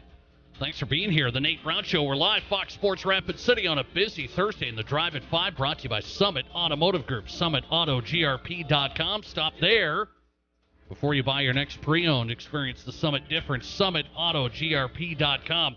It's a Thursday on the Nate Brown Show. You know what that means. Chris, Fox Sports Rapid City listener, loyal listener Chris. 5 questions from Chris. I took a peek here. Really good. Really good. I like it, Chris. I like it. Let's get to that. Hang on. 5 questions from Chris coming up. By the way, so yesterday I wanted to revisit this because we had to jump out pretty quickly. Okay, we had to jump out and go to Post 22 Baseball last night after we had some breaking news on the show last night. Visit Rapid City's new CEO saying, we're going to get into the initial stages of developing a 501c3. What's it going to take to put together a sports commission for Rapid City? So they're investing right now. That tells me we're serious. We're getting a real look at what's this going to take. It's something I've talked about on the show I've been doing this here now for over 5 years, right? But I think I've probably been talking about it that long of we've got to get something going, an organized effort, private, public. We've got to get some partners and figure out what we can bring to the Rapid City sports community. Why? Not just for fun and kicks and giggles. It's to get this economic impact that these sporting events can also bring. Whether it's a soccer tournament to a basketball tournament to a major NCAA event, wrestling tournament. Let's not hold ourselves back because we're not at the table. You have to be at the table to get events and get on people's radar. Okay, so this sports commission, that's what it does. Sioux Falls has had it, the sports authority, for a while now, and they've exploded. But you know the one thing people always tell me, right? I hear this, and I get it. I drive by those fields. I just did it last week. Well, they have Denny Sanford. Sioux Falls has Denny Sanford, and he just makes everything happen miraculously. Right? It's just a miracle. Magic. Poof, there's a stadium. Poof, there's 9 turf fields. So, now, let me say, that helps. Yeah, that's a pretty nice help. It's like, do you need a sports commission when you have Denny Sanford? Yeah, you still do. You still do. So Sioux Falls has it all organized. Money, sports commission has led to events because they have facilities, okay? You got to have it all. So the one thing people have argued with me, I said, hey, I'm excited about this sports commission. Rapid City, can we get a sports commission started? I want to be a part of it somehow. We'll see if they let me, but I want to be in this mix too to help the local economy, our local businesses, our area here. It's all good, man. Everybody's a part of this when we have great sports events. I call sports tourism. Can we finally capitalize on our area, which is just a treasure, man? This is the place. I always say it's a great day in the Black Hills. You know it. And can we capitalize by using sports as a driver? The sports commission's the place to start. And you know what people are arguing with me? Well, not arguing. They're telling me, Nate, it's fun. You're excited. It's all good. It's all good. We don't have the facilities. People have responded to me already here in the last 24 hours. Let me pull some of this up if I can find it. Getting people sending me tweets and things like this. It's all good. We don't have the facilities. Okay. I got to say, Denny Sanford's not walking through that door yet. I don't know if Denny's going to walk through the door, frankly. Okay? Doing plenty East River, Sioux Falls, up to Aberdeen, up to North Dakota. Okay, he's kind of got that Sanford empire going. That ball game is not in play. Okay? What I'm going to tell you is this. You've got to take the initial steps to get where we need to go. There are smart things we can do with what we have now. It's not like we have garbage. We're not up to speed as far as the dollars and the facilities that Sioux Falls has. We got to take the steps now to start the process. Sometimes I always think it's like, well, this is a great idea, but you know, it's a big but all the time. But Rapid City doesn't have this. Rapid City doesn't have that. We don't have that. So we always get in our way. Let's open the conversation with corporate partners. We have a good economy going in the Black Hills in South Dakota. We've had a couple of big years, okay? So I'd say let's start the process, use the facilities that we have in the best way strategically. The Summit Arena, what can we do there? That's a great arena. We all built it right through the Vision Fund. We have great soccer facilities. What can we do there? Wow, maybe we should look at an indoor bubble. Maybe we should do a bubble of some sort. Maybe we could do a little private partnership there. You know, think about what we have instead of we don't have this, we don't have that. We're just never going to get. I don't believe in that. You know, we're just never going to get over the top. Just never going to get over the top. I don't believe in that. You need to start the process. Visit Rapid City, starting it. Now let's capitalize and let's bring people in. Sioux Falls didn't do it overnight. Sioux Falls Sports Authority, that's their commission. It took a lot of work and effort, okay? That effort's starting right now. Let's not sabotage it right away because, but what about this? Let's use what we have now, our area and the facilities, which we have improved. Let's use them the right way. There's plenty of events we can get. Coming right back with Mike DeCourcy, college sports analyst, Sporting News, Big Ten Network. What does he say about the Jimbo Fisher, Nick Saban feud and name, image, and likeness? Mike's got a lot of thoughts. He's in next. You're listening to the only live and local sports talk show in the Black Hills. The Nate Brown Show on FoxSportsRapidCity.com and live on 106.7 FM and 1150 AM Fox Sports Rapid City. Renewal by Anderson. Enjoy the view again. There is nothing like that morning cup of coffee when you have Renewal by Anderson windows. Their exclusive Fibrex material is twice as strong as vinyl. The difference is huge. No more drafts, no more absurd heating or cooling bills, a quiet home, the outside noise is gone. Renewal by Anderson's incredible financing offer is here right now. No money down, no interest, no payments for a full year. Book your free estimate right now at rbarapidcity.com. Enjoy the view again with Renewal by Anderson. Here's your Fox Sports Rapid City forecast. A wind advisory begins at 8 a.m. tomorrow morning and continues until 6 p.m. tomorrow evening. Partly cloudy tonight with a slight chance for scattered rain showers. Lows dip down to about 39. Winds out of the northwest 10 to 15 miles per hour. 48 tomorrow. Chance for scattered showers. Lows around 32. Tomorrow night, scattered rain showers likely. That's your forecast on the Black Hills Sports Station, Fox Sports Rapid City. Currently, it's 49.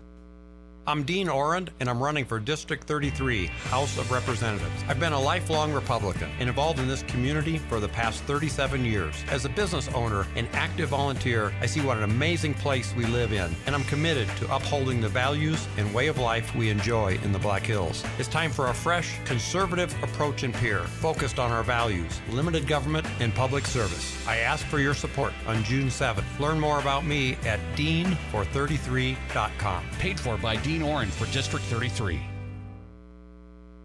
With home values rising in the Black Hills, a home equity loan from Black Hills Community Bank is a great way to get ahead. Thinking about home improvements or projects this summer? Apply for a home equity loan from Black Hills Community Bank. You may have cash in your house that you didn't even know about, and it's a great time to be a homeowner. Just think about the potential of what you could do with a home equity loan. Black Hills Community Bank is ready to help. Get started on your home equity loan at bhcbank.com. Member FDIC, Equal Housing Lender. Broadcasting from the Anytime Auto Sales, Service, and Detail Studio. Sales, service, and side-by-sides. This is Fox Sports Rapid City.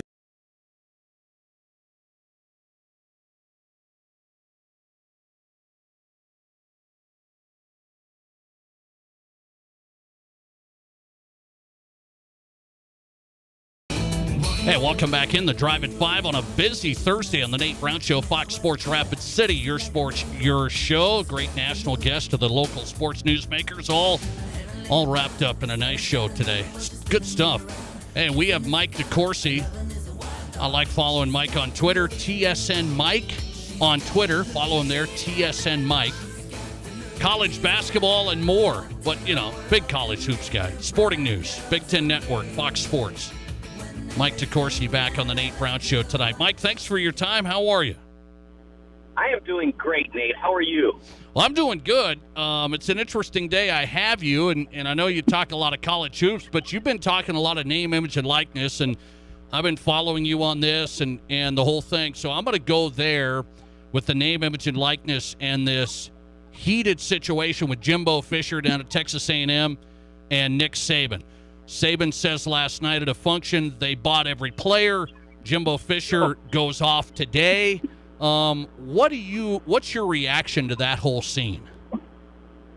Well, I'm a big believer in the reason college athletics came to the state that it did is because of that code that you don't turn in another coach, and that has never done anything to make college athletics better. And so if you have a problem with something that's being done and you have a serious reason to believe that something hasn't been done right, then turn them in. Turn them into the NCAA. People talk about the NCAA being an ineffective governing body in terms of enforcement of the rules. Well, the main reason they're not any good at it, there's a lot of reasons now, Nate, but the main reason is that their evidence is terrible because no one tells the truth. And I mean coaches that in particular who are competitors with people who are breaking rules are the ones who are best equipped to try to point it out and most averse to trying to point it out. And so you wind up in this circumstance where things just continue to go on. So if Nick Saban has a problem with something that happened at Texas A&M, then his first approach should have been he wouldn't do it himself probably, but have someone on his staff call the NCAA and say, hey, I think this is wrong, and this is why we think this is wrong, and this is what we've heard, and this is what we know, etc. I think that's the first step. I don't think that step happened. So if you're not going to take that step, then don't do what you did last night. Interesting. I'm going to ask you about this. You've looked into this. You've covered it. You've covered college sports a long time, and it's a lot different, right? This environment's different. So is there any way that we can get any enforcement? You say, hey, Nick Saban or whoever, they could have said, look at A&M. You know, did they induce recruits with money, which is illegal? Is there any way that we can get down that road of enforcing the rules that are in place? Well, first of all, Nate, you have to remember there isn't much in the way of rules. The one rule that exists would be that you aren't supposed to use name, image, and likeness as a recruiting inducement. It's pretty easy to get around that.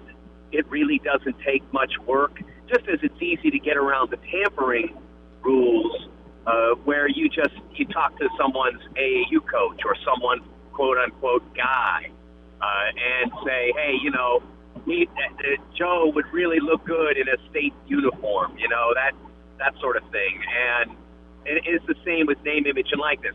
You don't have to come here to get the $400,000, but, you know, in reality, wink, wink, we know that you do. So that's you can get around those rules, and I'm sure that most of the deals that were signed that are suspected to be inducements have that, you know, that very easy finagling around the rule.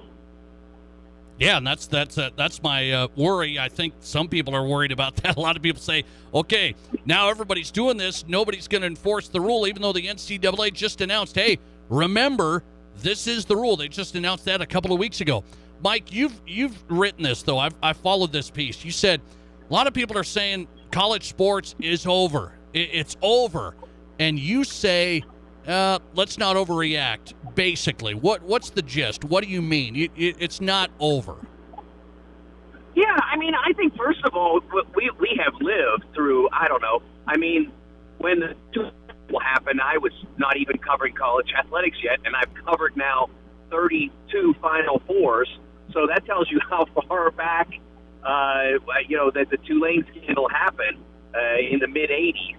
And so I think you have to remember that we had circumstances where college athletes were being induced to go to schools. I mean, I don't know, Nate, if you've ever seen the movie One-on-One with Robbie Benson. Have you ever seen that? I have not.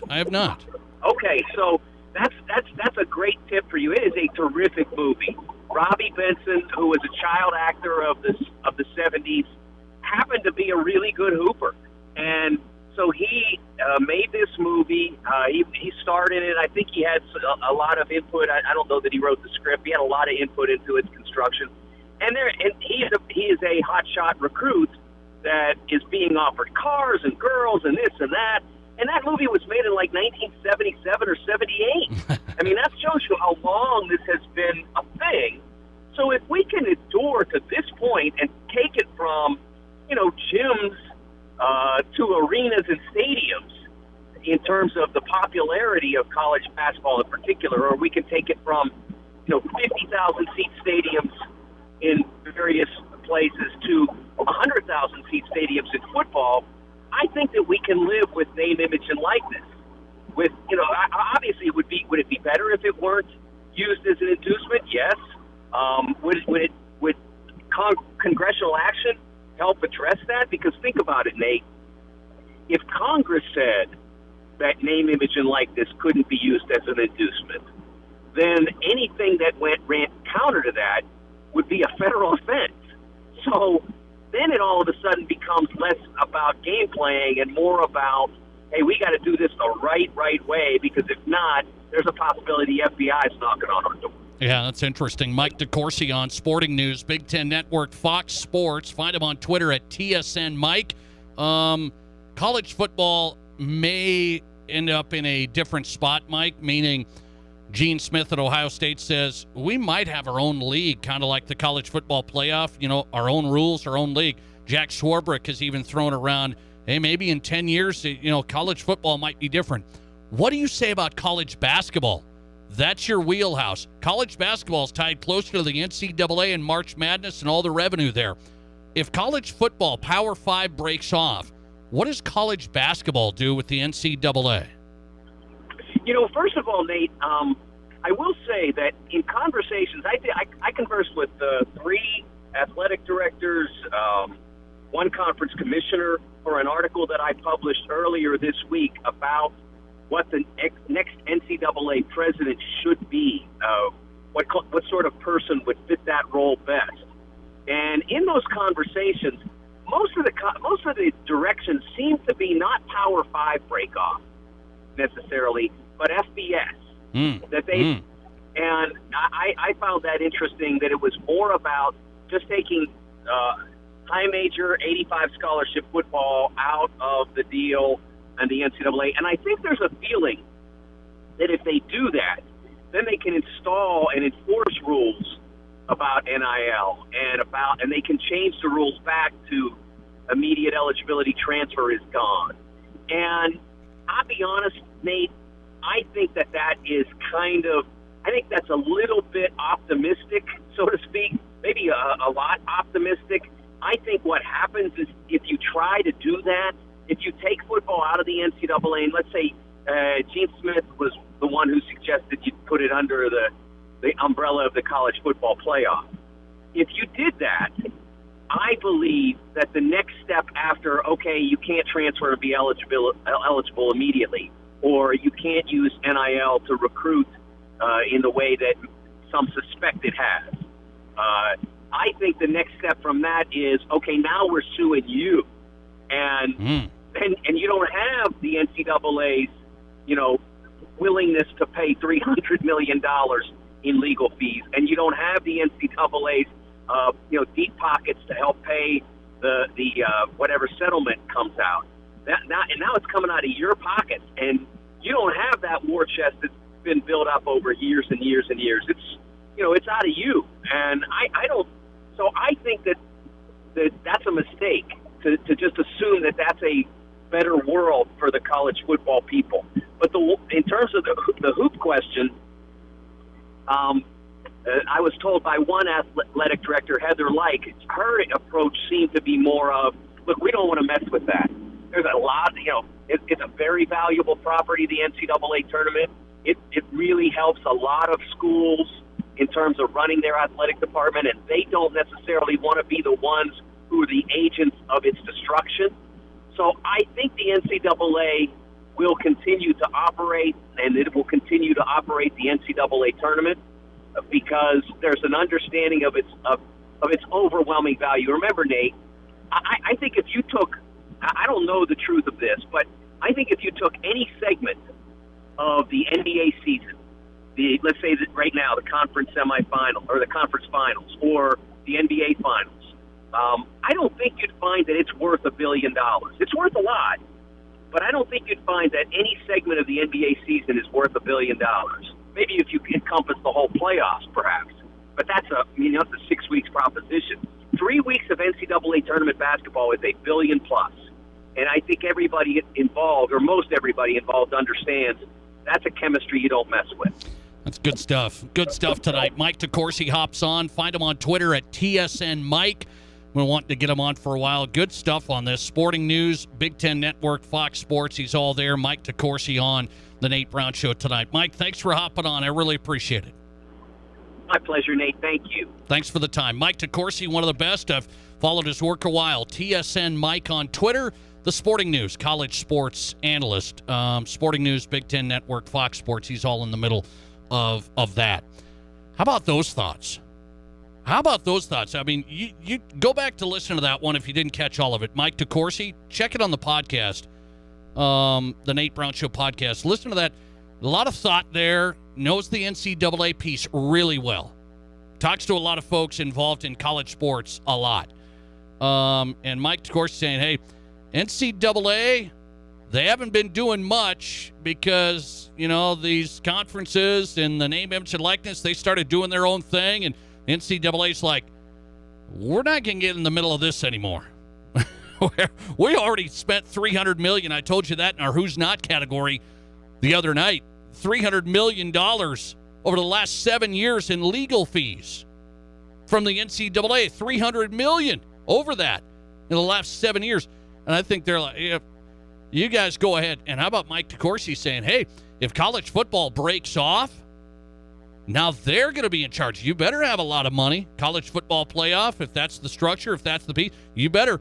Are people just going to, oh, we have these rules? Can you do that? I mean, is that where this is going to go? If you create a new league and you have all these rules, you can't transfer and play right away.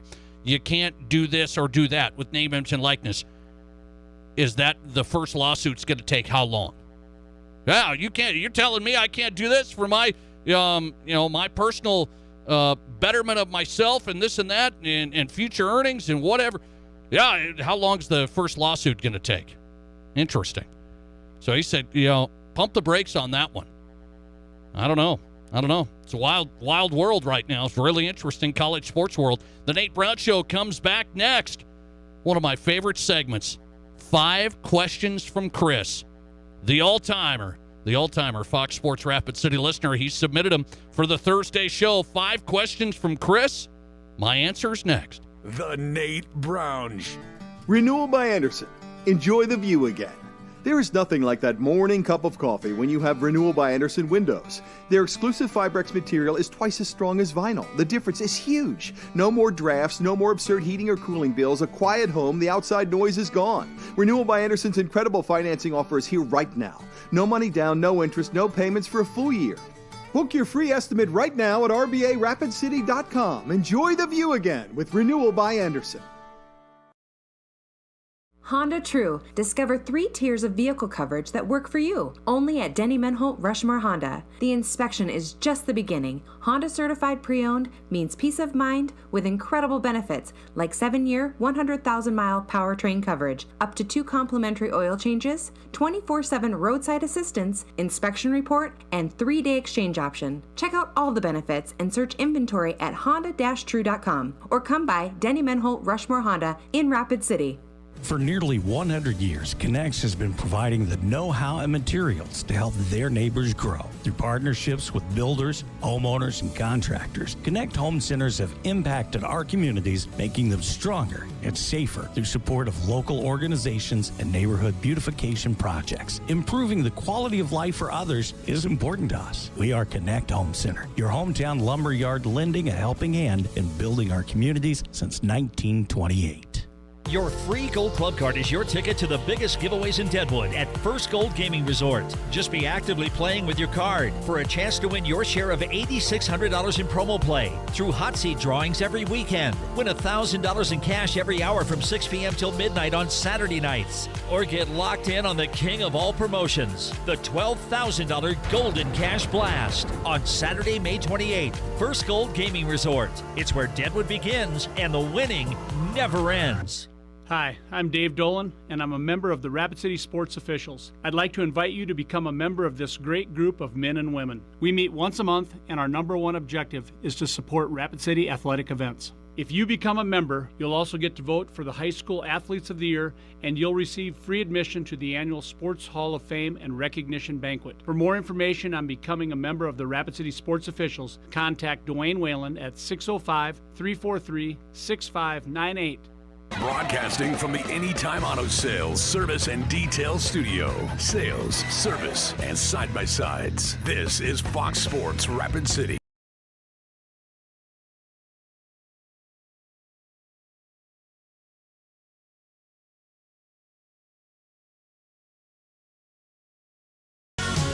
Welcome back in the Nate Brown Show on a Thursday. Hope you're having a solid day. Thought-provoking sports talk just like this. 5 questions from Chris on Fox Sports Rapid City. You know I'm ready. I'm ready. Are you ready? Chris is ready, man. He's got good stuff. I mean, I'm taking a look at these questions. Hockey, baseball, Olympics, NFL. Well, this is good stuff. 5 questions from Chris on the Nate Brown Show on a Thursday. Rapid-fire questions, rapid-fire answers, which I give zero thought to. No, I do. I try my best. Question 1. 5 questions from Chris, our loyal Rapid City listener. Okay? Number 1. Nate, the Toronto Maple Leafs failed again to make it out of the first round of the NHL playoffs. making it 17 years for the team not advancing to the second round. Oh, my goodness. Thanks for that stat. Stat of the day on the Nate Brown Show. I stole that from the Dan Patrick shows. Thanks for that stat, Chris. 17 years for the Maple Leafs not advancing to the second round. That's like the Minnesota Twins. That's as bad as the Twins. Nate, is there such a thing as curses on a professional sports team? Chris, have you ever heard of Steve Bartman? Have you ever heard of Steve? My Chicago Cubs, great fan who took away our World Series run. We got it eventually, but I thought it was the end of the road. I thought it was the end. I think sometimes things just go badly. I think sometimes teams don't know how to win. Can you call that a curse? Well, they just don't know how to win. They find ways to lose. The Twins in the postseason. The Vikings in the Super Bowl. The Bills in the Super Bowl. Sorry to bring all these up. And the Maple Leafs, 17 years. I mean, is that a coincidence? I don't know. It's not a curse. They don't know how to win. So what is that? That is an emotion. That is an aura. It's the bad stuff. The bad stuff. You don't want that. 5 questions from Chris. We had a slew of Game 7 in the playoffs over the weekend. NBA, NHL, even for the casual sports fan, Game 7 excites with anticipation. What sport has the best Game 7 playoff atmosphere?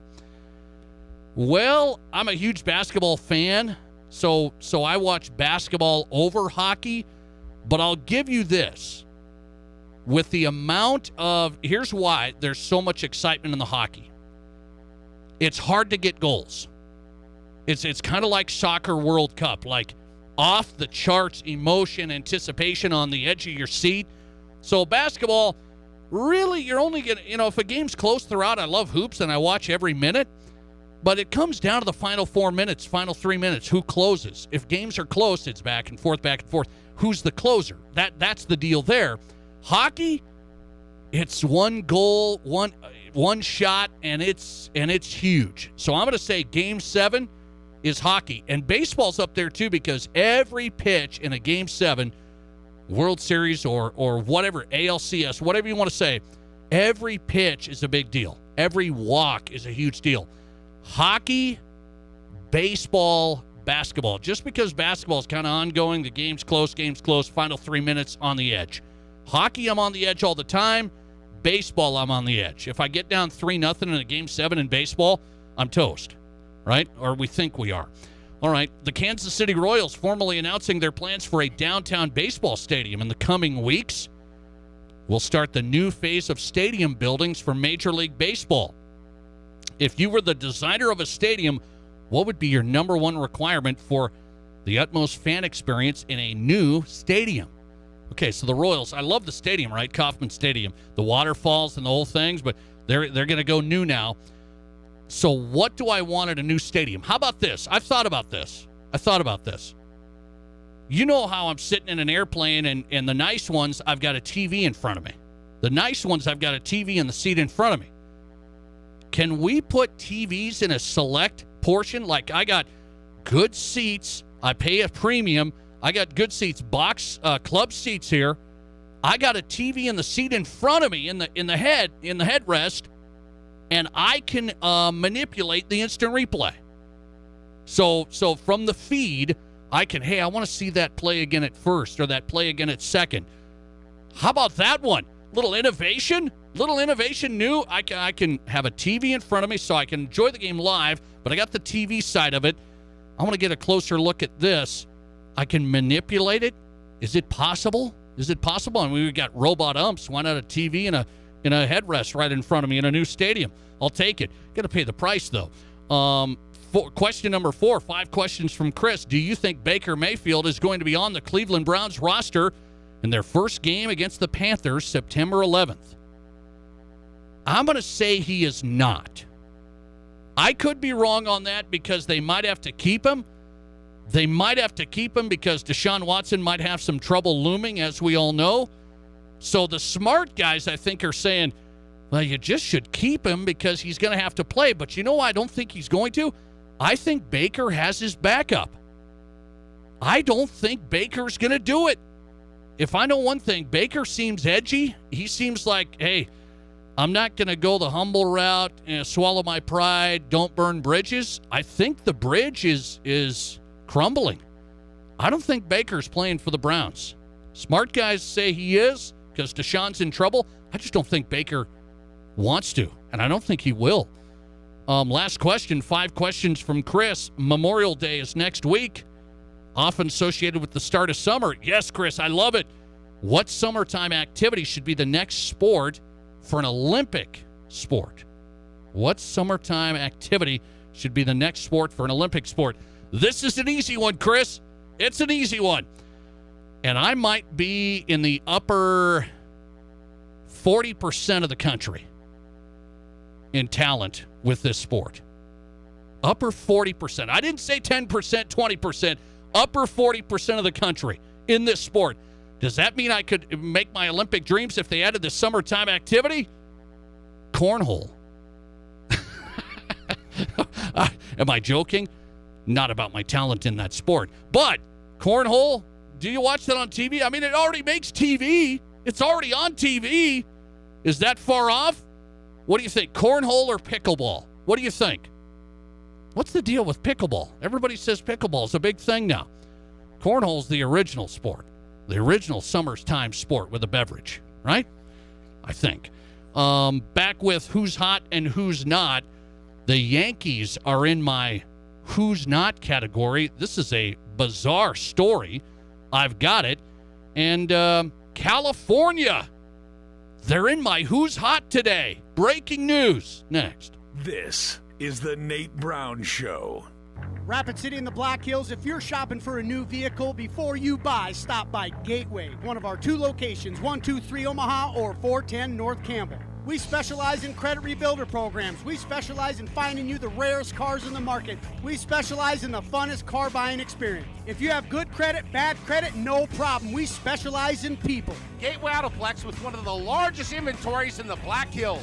I'm Scott Hanna. And I'm Adam Ray. And nobody beats a Gateway deal. Here's your Fox Sports Rapid City forecast. A wind advisory begins at 8 a.m. tomorrow morning and continues until 6 p.m. tomorrow evening.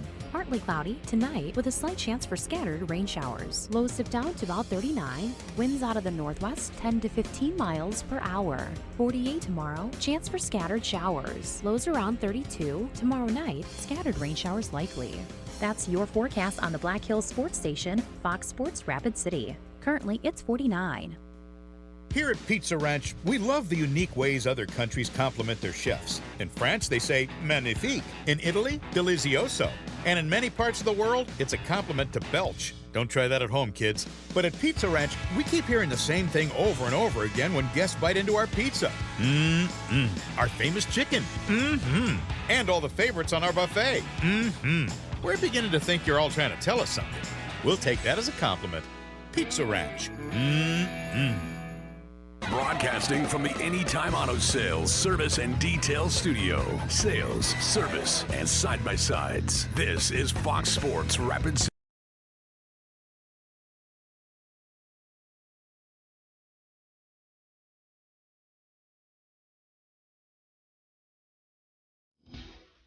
Okay, it's the Nate Brown Show. We're live on a Thursday. This is a fun show today. 5 questions from our guy, Chris. Good stuff today, man. Good stuff. What summertime sport would I throw in for the Olympics? By the way, one realistic sport, I said cornhole. I think that's, I have a good time with it. By the way, I hate watching it on TV. I mean, it's got to be a sad day if I'm watching cornhole. If I'm playing it now, it's a great day. Great day. But how about MMA?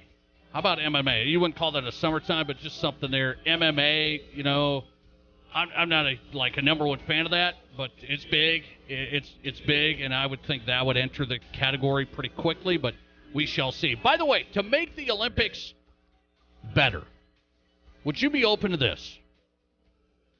Instead of the elite athletes, we don't know these guys. We don't know these guys that are doing this and this and this. How about we draw out random Americans? It's like this. You get an email. Everybody in the country has to sign up over 30 years old. You got to sign up. You get an email. You've been selected to be in this sport representing the U.S. And we do the same thing. So it's me against the Russians. It's me against a random Russian. Careful. They're probably tougher than me. No, not quite. You got to wake up early. Would you? I would watch that. Random Americans battling other people from Germany. Random people in the sports. We might watch it a year and then we'd give it up, right? We'd give it up. I think that would be okay. Let's get into who's hot and who's not. I was talking about that. Would we watch that? I was talking with some buddies. Random Americans, overweight, trying to grind through. It would make it interesting, I think. The average Joe, an Olympic sport, better than some of these guys. Oh man, look at that guy swim. Look at Jimmy Lipper. He can't even make it. Yeah, have some medics on hand. Okay, who's hot category? Brought to you by the Pizza Ranch. Who's hot and who's not? Brought to you by the Pizza Ranch. PizzaRanch.com for carry-out or delivery tonight and into the weekend. Who's hot category has to go to California tonight. I've been telling you, I don't like this California bill in college sports. It's not going to work. 50% of revenue in football and basketball paid out to those athletes only. I said, how did this get this far? It got through the Education Committee. It got through the Judiciary Committee. And now it went to the Appropriations Committee today. Finally, they killed it. Thank you. It wasn't going to work, folks. So California, thank you. Congrats. You made it happen. Senate Bill 1401 killed today, where it would revenue share, I guess, somehow, some way with certain players and not others. It's done. That was a pipe dream. Okay. In our Pizza Ranch Who's Not category, how about this story? In the minor league system, this story just came out. The Yankees, this is an alleged minor league player in the Yankee system who has just been cut. He was allegedly stealing his teammates' equipment in the minor leagues and selling it online. I mean, I got two problems here. Great teammate, by the way. Hey, is that how much you pay for that bat? Okay. And then it's gone. He's stealing his teammates' equipment and selling it online. That's the alleged story, and the Yankees cut him today. But here's the other problem. Do the minor league players have to buy their own equipment? Do the minor league players, bring their own stuff? Wouldn't surprise me, frankly. It wouldn't surprise me. But yeah, that's bizarre. How about that? Selling it online. And I don't know. Maybe it was just the equipment of the team, but it was like stealing other players' stuff and selling it online. The Yankees cut him loose. All right. The Nate Brown Show in the books on a Thursday. Fun show today. College football, Jimbo Fisher, Nick Saban, a battle. Some good questions of the day. Great interview with the Rapid City Rush head coach, Scott Bird, after a great first season for him. Check the Nate Brown Show podcast. It is going up tonight. And, of course, Post-22 baseball coming on the air this weekend. Thanks for listening to the Nate Brown Show. The Odd Couple takes over right now.